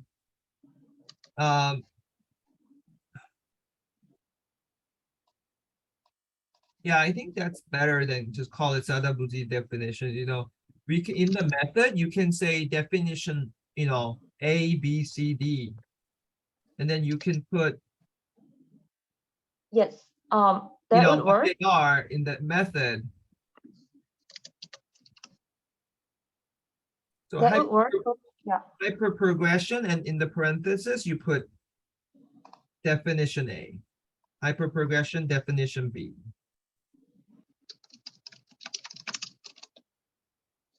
Okay. But for Yeah. the CC abstract, we do only have 2 definitions. So I will just say definition A and B. Yeah, that's better. Oh, okay. Okay. Other than that,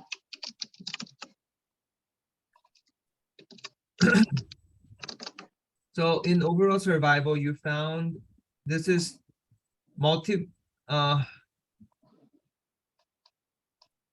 this is results from multivariate analysis. so the conclusion is what? Conclusion is it's a little bit different between 2 types of definitions. So for Champia, when we consider all the things together, the only thing that's noted for statistical significance was NLR ratio with a marginal Yeah, it's really important. NLR predicts hyperprogression or bad prognosis. yes, but yeah, no, shorter over survivor maybe. Yeah, but then weirdly, like hyperprogression defined by Champia, it doesn't have any impact or correlation with over survivor. But for Sadabuzid, Sadabuzid predicted for over survivor definitely. And then other than like hyperprogression, the 3rd line treatment, and NLR ratios that did have correlation with for over survivor in that model when we consider Sadabuzid. That's good. Yeah. But then when but for the so I'm going to only include the multivariate results for CC abstract because we only have limited, you know. Yeah, that's fine. Yeah, but then for when we consider each factor separately, results are. So I'm a little bit confused why when we consider all the factors together, all the effects just went away, because when we consider each factors separately,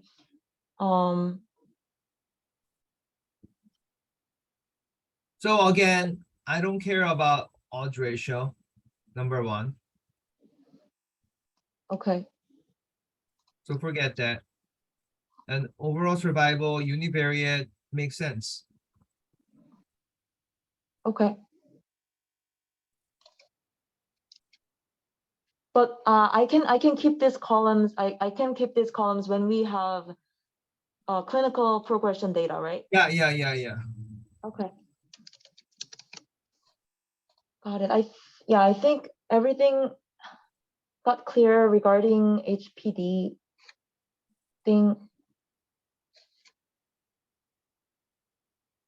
And for the next one, I just want to briefly update you regarding poorly differentiated thyroid carcinoma article. Yep. So as you asked me, I searched some journal for thyroid cancer. Yep. These are the 4 that I chose as of now. Those are the impact factor. Yes. Medical genomics, European thyroid. Current oncology. I confirmed that all these 4 are indexed in PubMed or popular databases. Mm. A lot of them are doing open access. So usually you pay like $3,000. Oh, Yeah. so then I will search more because it's not that urgent. Is it all open access? But do you have Oh, none? actually, I didn't pay much attention to open access because I didn't know the meaning of this. So I'll definitely have a look at it, whether they are open access or not. So thyroid there's no thyroid cancer journal. It's a thyroid journal. I mean, there's a lot of thyroid disease. I think some articles regarding thyroid cancer are published in BMC endocrinology, weirdly. But yeah, some thyroid journals are published in seemingly not cancer-related journals. But so the way I came up with this list, I actually searched some actual thyroid cancer journal, and then I try to look at in which journal the papers are published. And because we are looking for the journal for case report, I think that's one factor as well. Not many are, yes. Yeah, case report. I think current oncology. So and it's in the PubMed, current oncology. Mhm.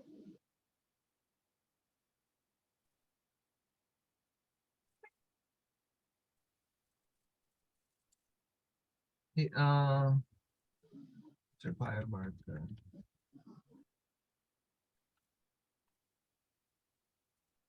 I'm not sure if our paper is biomarker based.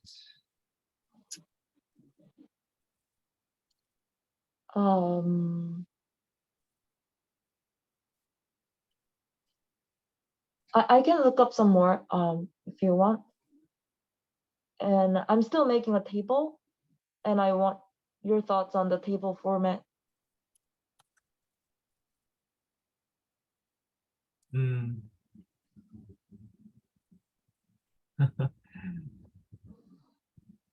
European Thyroid Journal looks good to me.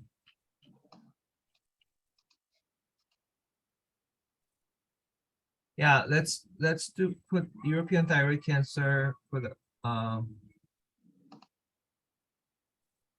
and BMC Medical Genomics. Is that a case report journal? Yeah, they do accept case reports. It's a kind of sister journal from with BMC, but so kind of sub family of BMC journal. But because we are dealing with the specific mutation and then targeted therapy, I thought this would be working. Yeah, let's put that as a second. And then current oncology as third. Current Okay. oncology charges 1800 franc. It could be 1800. really expensive. Oh, okay. It's better than I think scientific reports. They charge Not dollar, not dollar, Yeah. franc. CHF, Oh.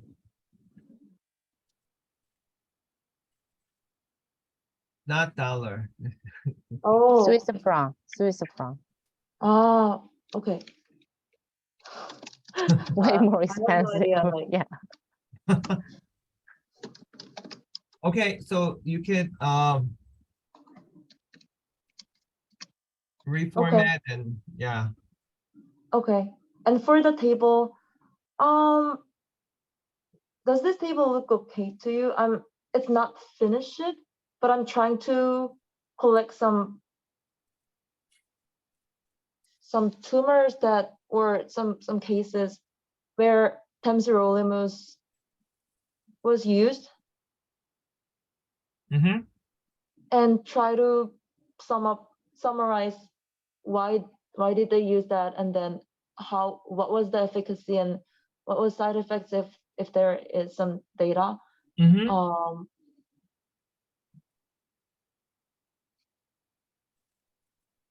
Yeah, looks good. Okay, so I will try to finish up. So one thing is for that melanoma, what mutation did that tumor have? Is everyone? They focused on metastatic melanoma first of all, and then actually this is also, I have a question that, so these are not patient data, these are cell line data. So do you think I only have to focus on real patient data, or should I also include the cell line data as well? So here they reported like some kind of growth rates, inhibited growth rates by up to 50%, or growth inhibition detected on cell lines, not like extra human.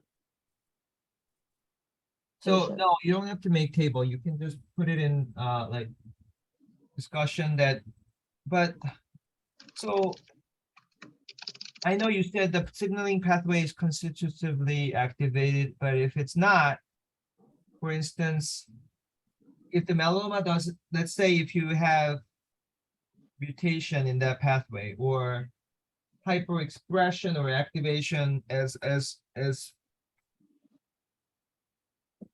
so I'm thinking if you don't have mutation in the pathway, it's not worth mentioning because every cell line will have some pathway activation in terms of phosphorylation, like AKT, mTOR may be phosphorylated, and you give temsirolimus and then cell line would show some growth inhibition. It's not a direct support for our case. Do you understand? Our case is more PTEN mutation loss of function. That puts patients higher likelihood to response to mTOR inhibitor.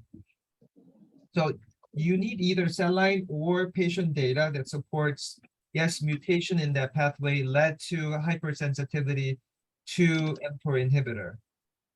Okay. It's preclinical, it's not table, it has to go through the text rationale. If it is a case clinical series or a case report, then you can make a table. However, if it's just 1 or 2 cases, I mean, you don't have to make table. You need at least 3 or more to make a table. Oh, yeah, got it. I think I do have more things to summarize here. I will, look them up, and then, I noticed some studies are like phase 1-2 studies. So if it's an ongoing study, you just mention in the text there are ongoing study, but you don't have to make that in the table. Okay, so to be in the table, it should be at least case or case series, or finish it clinical trials. Yeah, with the mutation information and the results. Like, did they respond or not respond? Okay, Got it. Yeah, because we only have like figures in this paper. I'll do my best to come up with the table if that's feasible. Yes. Yeah, And Eugene, you have too many projects.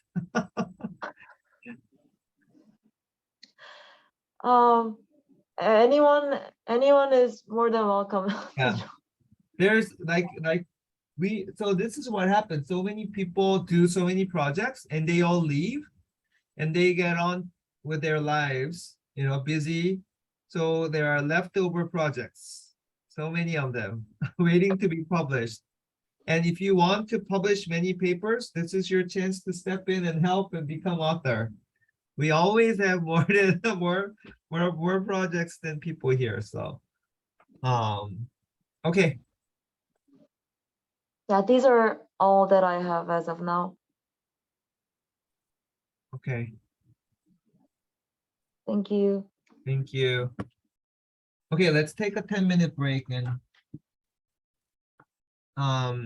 we'll resume. Okay.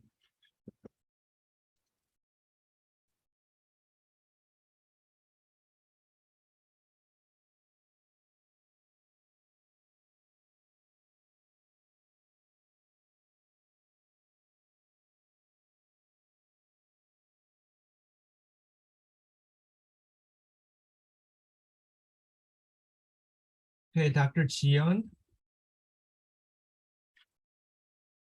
Do you have update?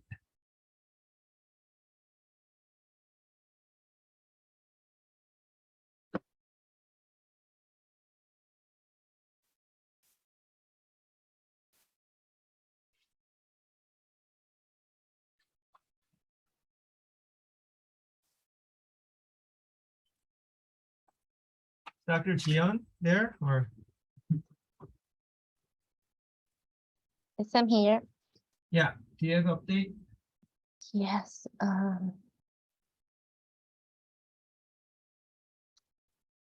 INJ spent a whole weeks to analyze the UNOS data. Yeah. Anyway, I'm gonna start with the lung transplantation. We got UNOS data, and they sent me the startup file. And yesterday I got the SAS file too, so we can use both. And now the data is analyzing by Jay, so he's gonna present a little bit later. And the Dr. Daniel and the Dr. Mark, they sent us the reply. And now I'm reach out to the in-person in charge to get the data use agreement. So our RLB center, one of the person, he asked me to tell the person those centers. So I will connect both them. Then maybe we can get one or two more cases from the two other centers. So I'm waiting now. Good. And so this is the number 2. And number 3, UNOS data. Jay, can you present it? I'm gonna start sharing.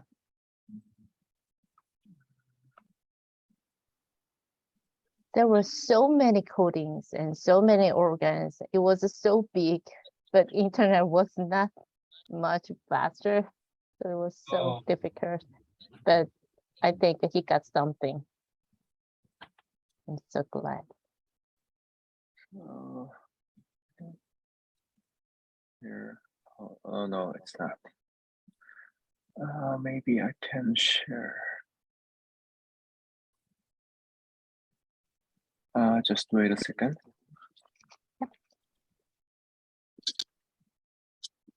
It's here. All right. So here is what I found about the information that UNOS has.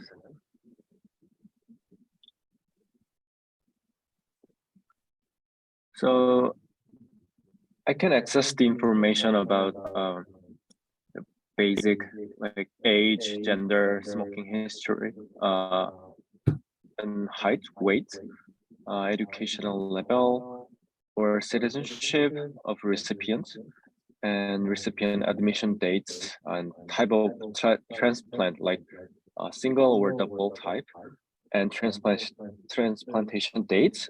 And if they get multi-organ transplant, we have the data about that. There's echo. Maybe I'll mute Dr. Chiang. All right. So can you hear me now? Yeah. All right. So you can see the variables here. I can just copy and paste all of variables here. So it's basic information.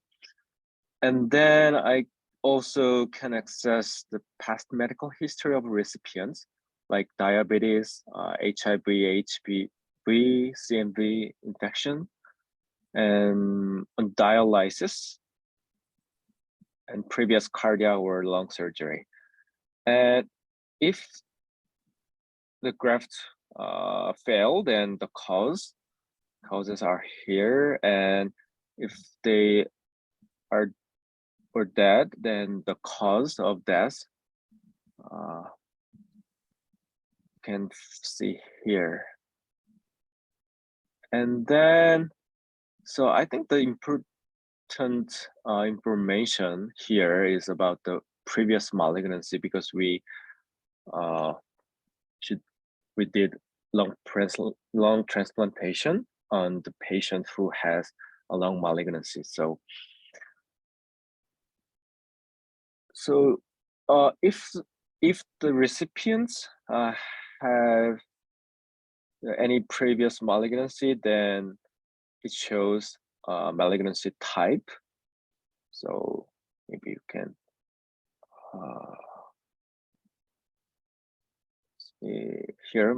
They categorized malignancy type as you can see here. So we should find in, maybe LU means lung cancer, I think. So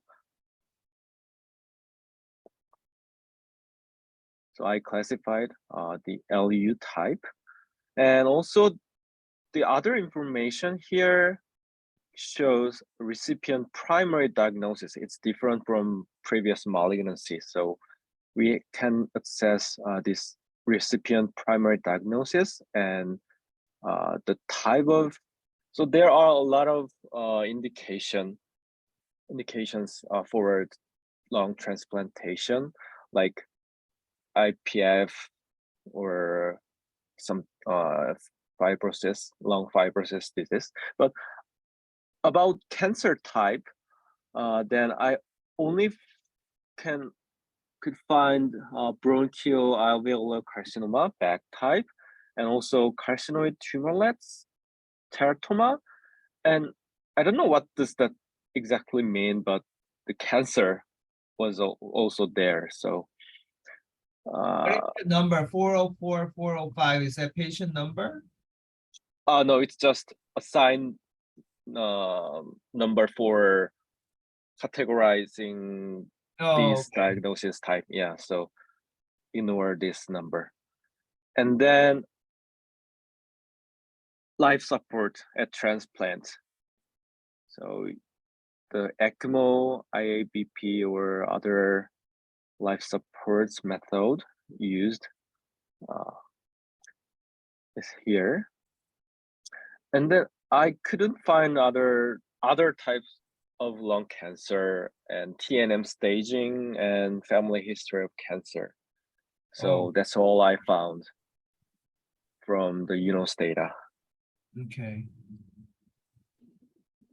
But So as a previous author described about the BAC, so in here, there is BAC data, but the rest of the data is just others, right? BAC versus others. So we can't find the invasive mucinous carcinoma exactly. so there's no invasive here. We don't No. know. Don't know. We don't know. Just we don't know. And there is so many data sets, and there is a post-transplant malignancy data. There would be, they may include the lung cancer after transplantation, but because all of the patients were de-identified, so we can't match. That's the problem. So this is my plan. We're gonna put them in our Excel file, and Mhm. then just one by one, we will gonna build up, and we will find which data is available to analyze. Mhm. And then if we can get from the other two centers, then we will find a little bit more. And I think we can analyze just using available data. Maybe we can't use specific stage or the family history of cancer, Mm. such data, but we will figure out. Okay. I'm just thinking BAC versus, I mean, the carcinoid teratoma, we're not interested. But BAC, when you say BAC, does that mean inside too, or does that mean if invasive? Ji-san, do you have any idea?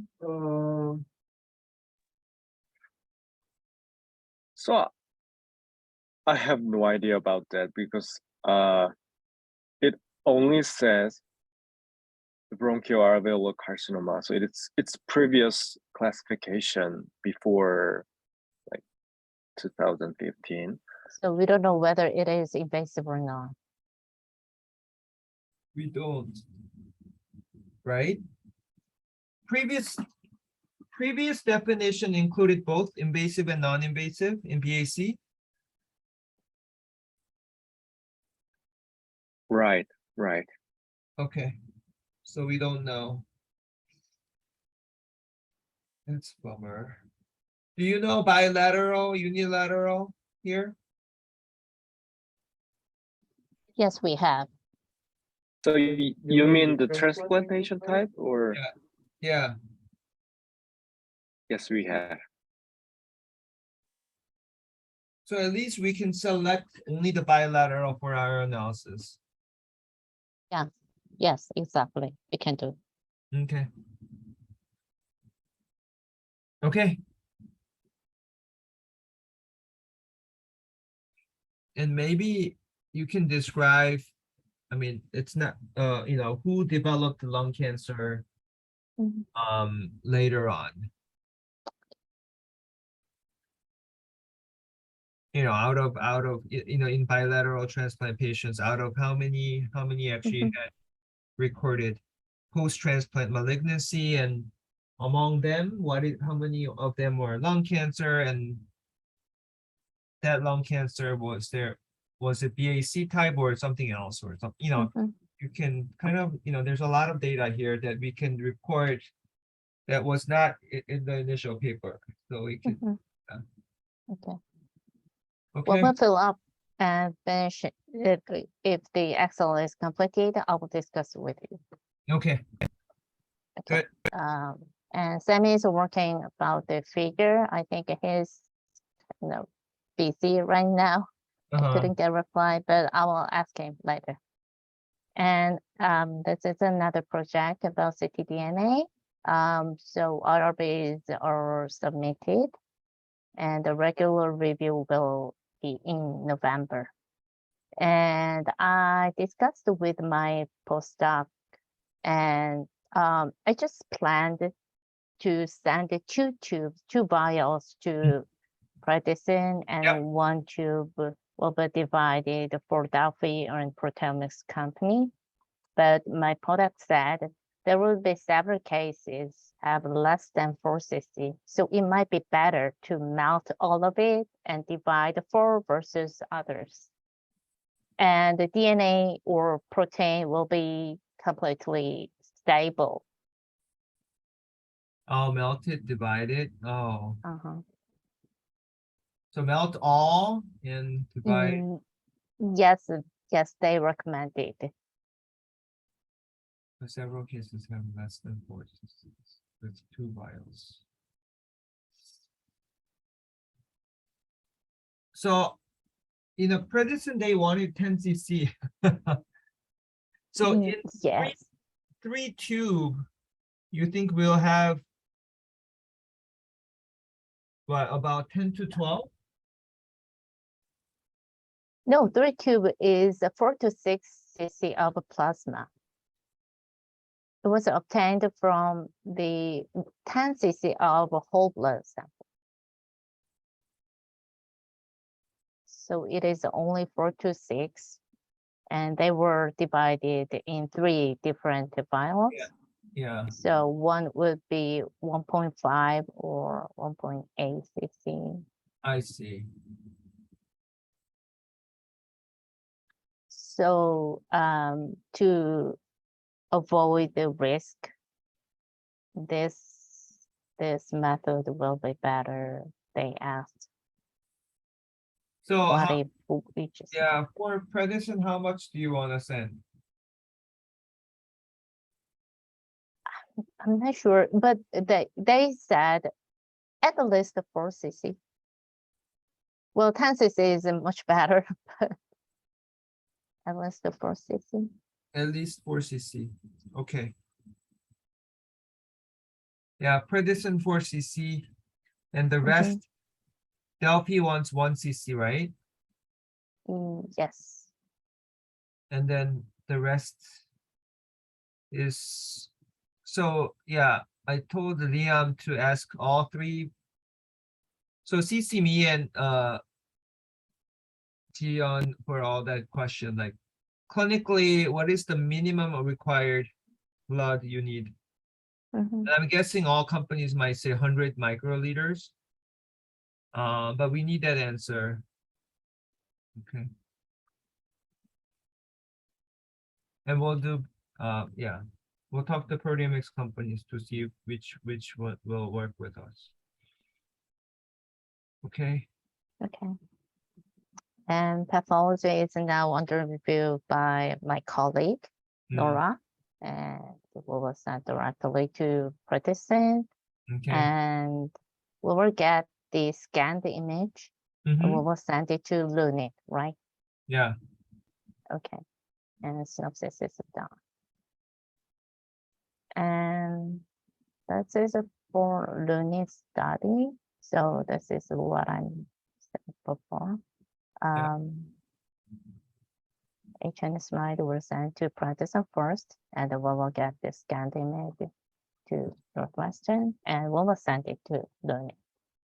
Yeah. And then just in case, you can ask, email Predicent. Liam, you can email them. It's asking, when you look at the tumor purity from the H&E slide, are you going to scan them electronically? And if so, can you share the scanned images with us? So we'll ask Predicent that. That might alleviate the work burden. We don't have to send it to them if that image is good enough. So we'll ask them. So we have another meeting with Predicent today to discuss the Brazil projects. Yeah, Do you want to just ask it there, or should we just send a separate email? send separate email because we might forget because it's a different theme. Okay, But if we remember, we will ask sure. at the end. Yeah. So I want to ask the exact aim of this study. Can I write it down? The aim of the study that to investigate a specific tumor microenvironment during neoadjuvant chemotherapy, during or after. Am I right? So I'll tell you again. The aim of the study is to investigate the role. Investigate the role of PIL We'll do the predictive role. So say predictive role of tills in front of rows, predictive role. Tills.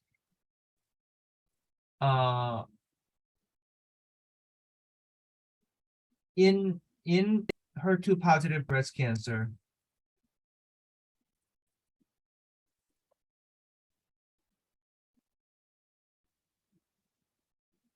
Tills in HER2 positive breast cancer. Breast cancer. Receiving neoadjuvant chemotherapy, receiving chemotherapy with HER2 targeted therapy. Receiving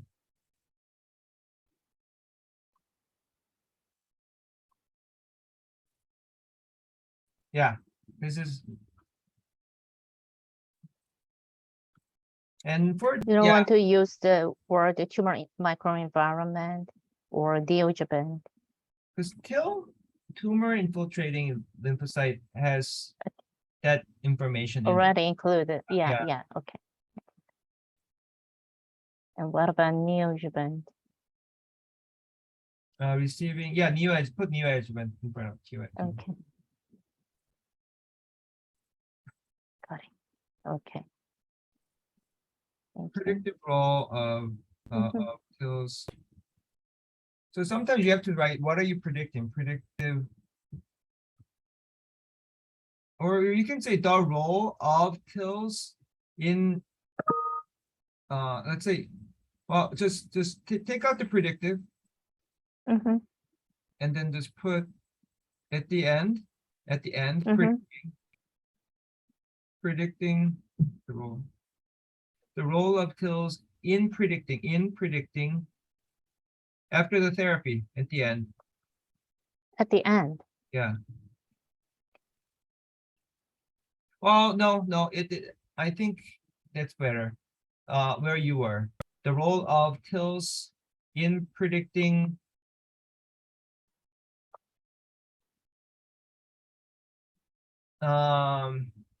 we can do PCR here or predicting or pathological response. How about pathological response? I mean, it includes everything, pathological response Mhm, mhm.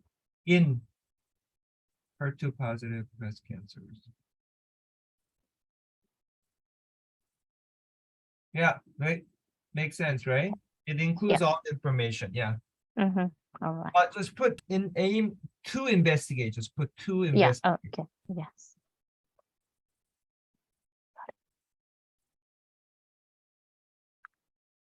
Yeah. So And yeah, write like a 1-page synopsis and send to Lunit so that they can read about it before our TC. mhm. Actually, Liam, I sent it a brief synopsis about this one. I think I have to revise the aims and I will send you back.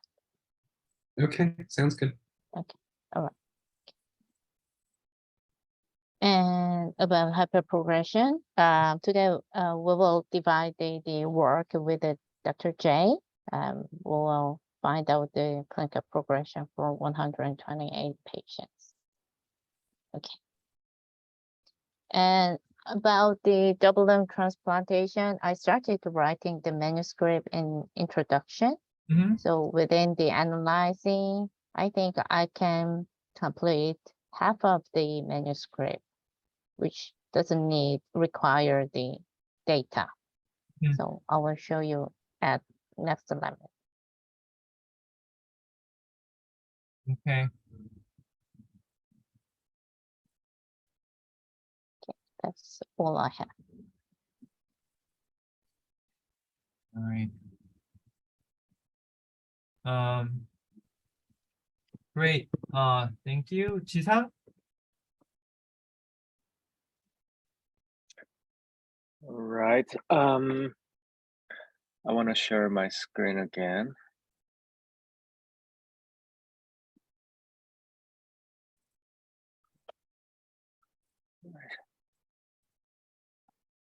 All right, so this is a short update from the last lab meeting. So you asked me about the other metastatic type, which can have the stats, right? Yeah. So I found one study here. So it's quite recent, published this year. Yeah. So yeah, stats can happen. Pulmonary metastasized tumor. So let me. So regardless of origin. So in total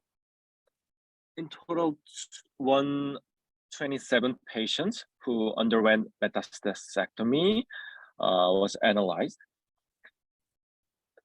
So you can see this figure. So first I remember, yeah. So stats, the incidence of stats in the patient who has pulmonary metastasis is 33.1%. So you can see this figure. So it's quite common in colorectal cancer and bone and soft tissue and breast, kidney, and so on. So the number of stats you can see here.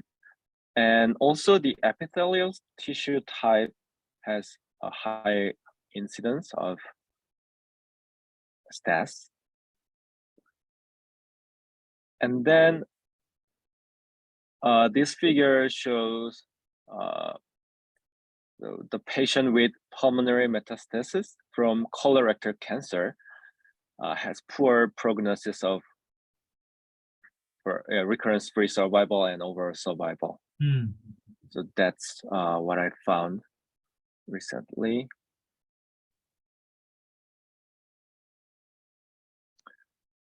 So do you have any question about this? If not, else. No. This is Alright. very interesting. This is good. Okay. And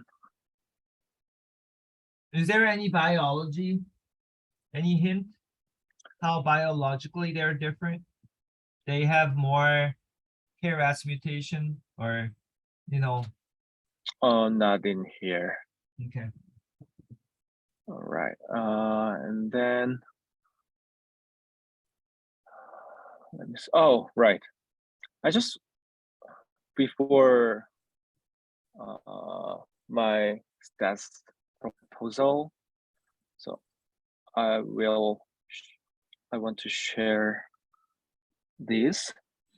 So Minjung asked me to share this poster. Okay. So if you Oh yeah. see here. Let's ask me if Minjung's coming. Can you ask if Minjung's coming? So let me see.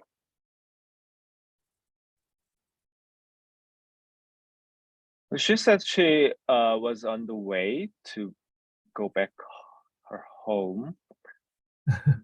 So she need to be confirm this poster before submitting this. Oh, okay. So she might review the recording file. Okay. So could you give her any feedback? So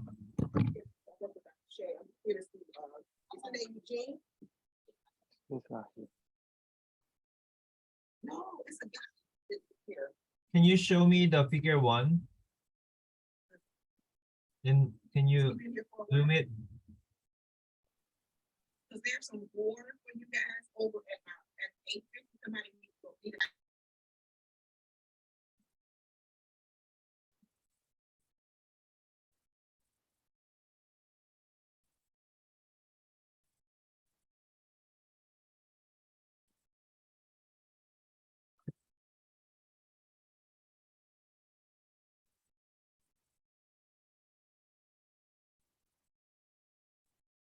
Okay. The next one.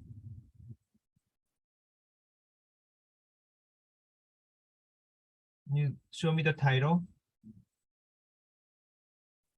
Forest plot across different definition, definition A, B, C.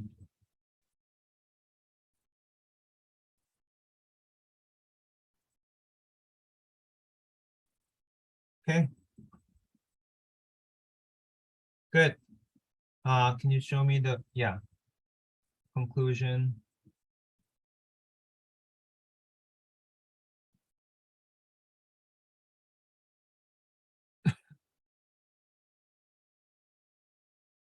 So conclusion, you need one sentence that says, go to the abstract. Oh, there's no abstract.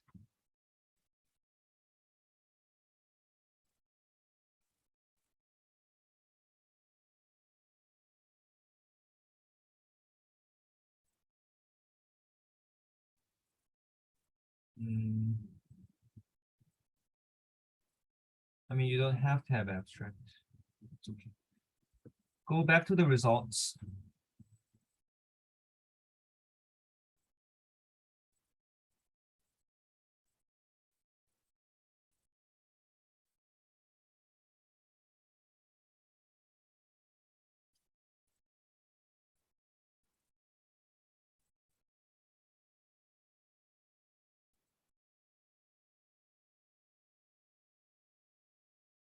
So you need, this is almost like a poster, but an abstract. I think, first of all, a poster can have abstract. Poster can be much more detailed than an abstract. This is almost like spreading abstract and just putting a figure. So I would suggest very brief abstract, and then, more detailed results. And conclusion can't be one sentence. It has to say, again, in summary, this is the pooled incidence, and per definition, it was very different. Something, that's some people just come and look at figure and read the conclusion. So, and then the font size can be definitely smaller, so yeah. So my impression is this is just a spread of abstract, right? A shorter abstract upfront, and a longer conclusion, longer results. That would be my comment. And then you don't need my approval. Just make changes and you can submit.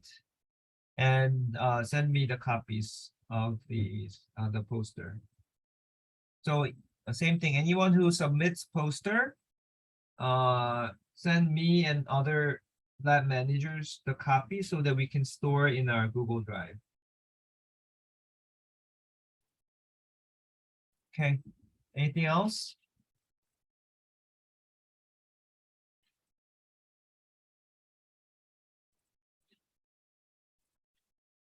No? For me, I want to show my stats proposal. Yeah. Just a second. So Liam, any update from Tempus? Remember we had the bronchoalveolar biology project? About the study, right? The Discover study. Yeah. Yeah, so we followed up on email, and we just haven't heard back from them. Can you resend the email today, CC me? Yes, of course. Just keep doing it every week. I think they're Yeah, we did it last week, so yeah, was planning on sending it again this week. okay. Yeah, Chisang, you can talk. Yeah. Right, I'm ready.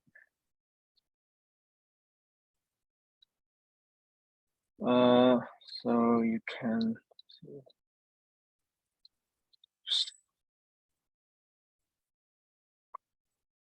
So the title is stats recognized by using artificial intelligence in pathology as biomarker to predict response to immunotherapy in lung cancer. So is that right, Dr. Che? So that's what you mean?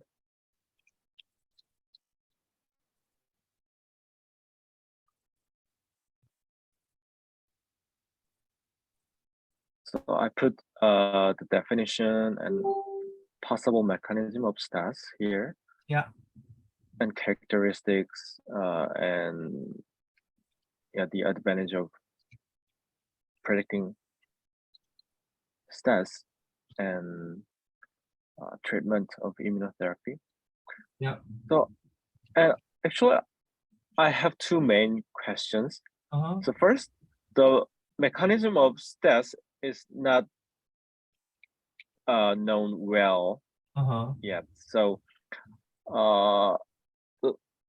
in the last lab meeting, I represents the mechanism of stats. It is my hypothesis actually. So can I use this possible hypothesis like detachment, floating, and settlement mechanism here? So can I put the possible Yeah, it's okay. hypothesis? All right. So Yeah. here's a thing we could do. So look at Jong-Han Park's paper published in American Journal of Pathology. That's exactly what you will do. So if you look at that AJP paper, Mhm. Jong-Han Park, and Liam can send you that paper. That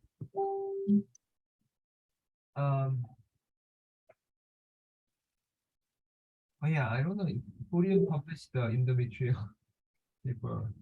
I think we have to follow up with Horion. Horion has few papers. I think he's busy. Maybe you should follow up because you know that project. Anyway, what we did here is TCGA has all the H&E slides that are scanned. So Lunit did Lunit scope on that. So I want Lunit to do stats, yes or no, for that. And for that slides, there is RNA profiling. So we did the GEP study. So we did the pathway analysis for all the TILs Lunit scope. But we can combine that with stats and find out what pathways are turned on for the ones that are stats positive versus negative. It's all based on the GEP, gene expression profiling assay. And there's a program to do it. And that's what Dr. Jong-Han Park did when he was here. So we can do that through the TCGA data. It's like 1,000 samples.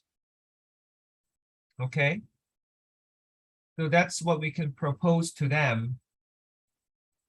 But they have Samsung data. They have our patient data, which could be 37 patients. So we can look at stats, at least Samsung cohort, Northwestern cohort, and TCGA, and figure out what AI can do and how stats impacts immunotherapy response. No one knows the answer to this question. I think we are in a great position to answer this. This is a great question, and this AI, I mean, I think pathologists can put stats present or not present. So I think they need time to make this algorithm work, but we have to propose it now so that they can do it. And they have hired pathologists there. So at least they can start with our own 37 patients, stats yes or no. And that itself could be another nice project, which you can work with Iser on that Lunit project, because Easter's been working with Lunit too, so. But anyway, this has 3 components. TCGA, GEP analysis, and AJP paper is the exact model you follow. And then you have the Samsung cohort, that's the JCO paper. And then you have our Northwestern cohort, which Liam knows. It's 20 patients plus the 17 patients.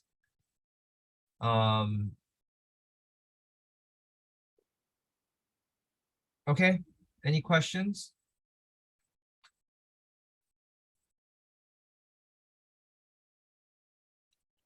All right.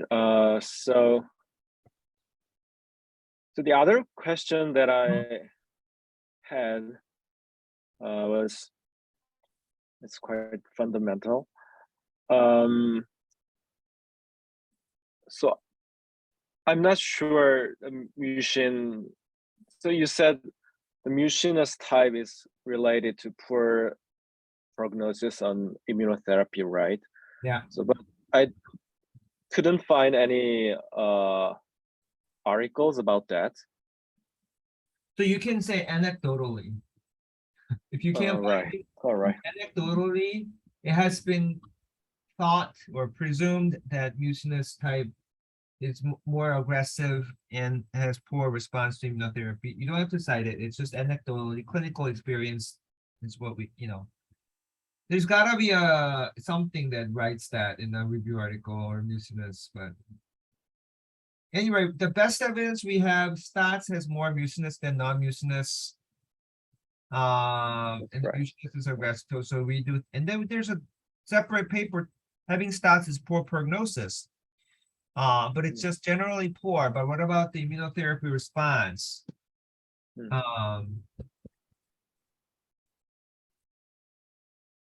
I don't know, they might have more hyperprogression.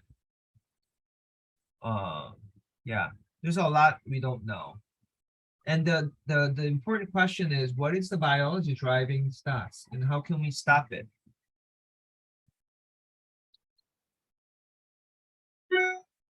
But for lung transplant, it is the biology we're looking for because we want to enroll those patients into our study to transplant.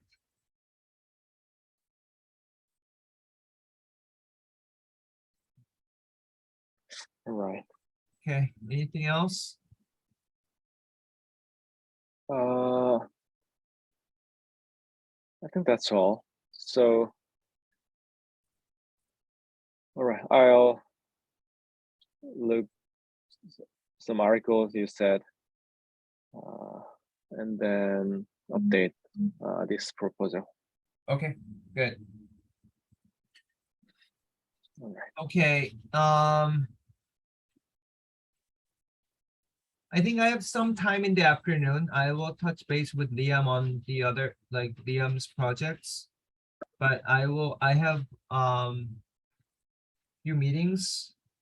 So let's say we have Predison meeting, so for the Predison meeting, I think you guys all can join and listen. And then I have Merck meeting. I don't know what the Merck meeting is about, so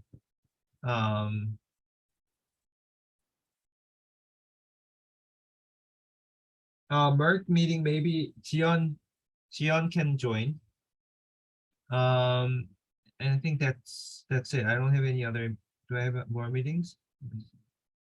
No, that's Yeah. pretty much it for today. But you do have the DART NCI discussion at 12. I don't know if you have to be for Yeah, that. that I have to attend, so that you guys don't have to attend. I have to attend as a PI. Yeah. So that's that. So in between meetings in the afternoon, Liam, I'll sit down and go over the housekeeping things and the project progress and everything. For the Sounds- lab meeting, we're ending here. Thank you. Okay. Thank you. Thank you.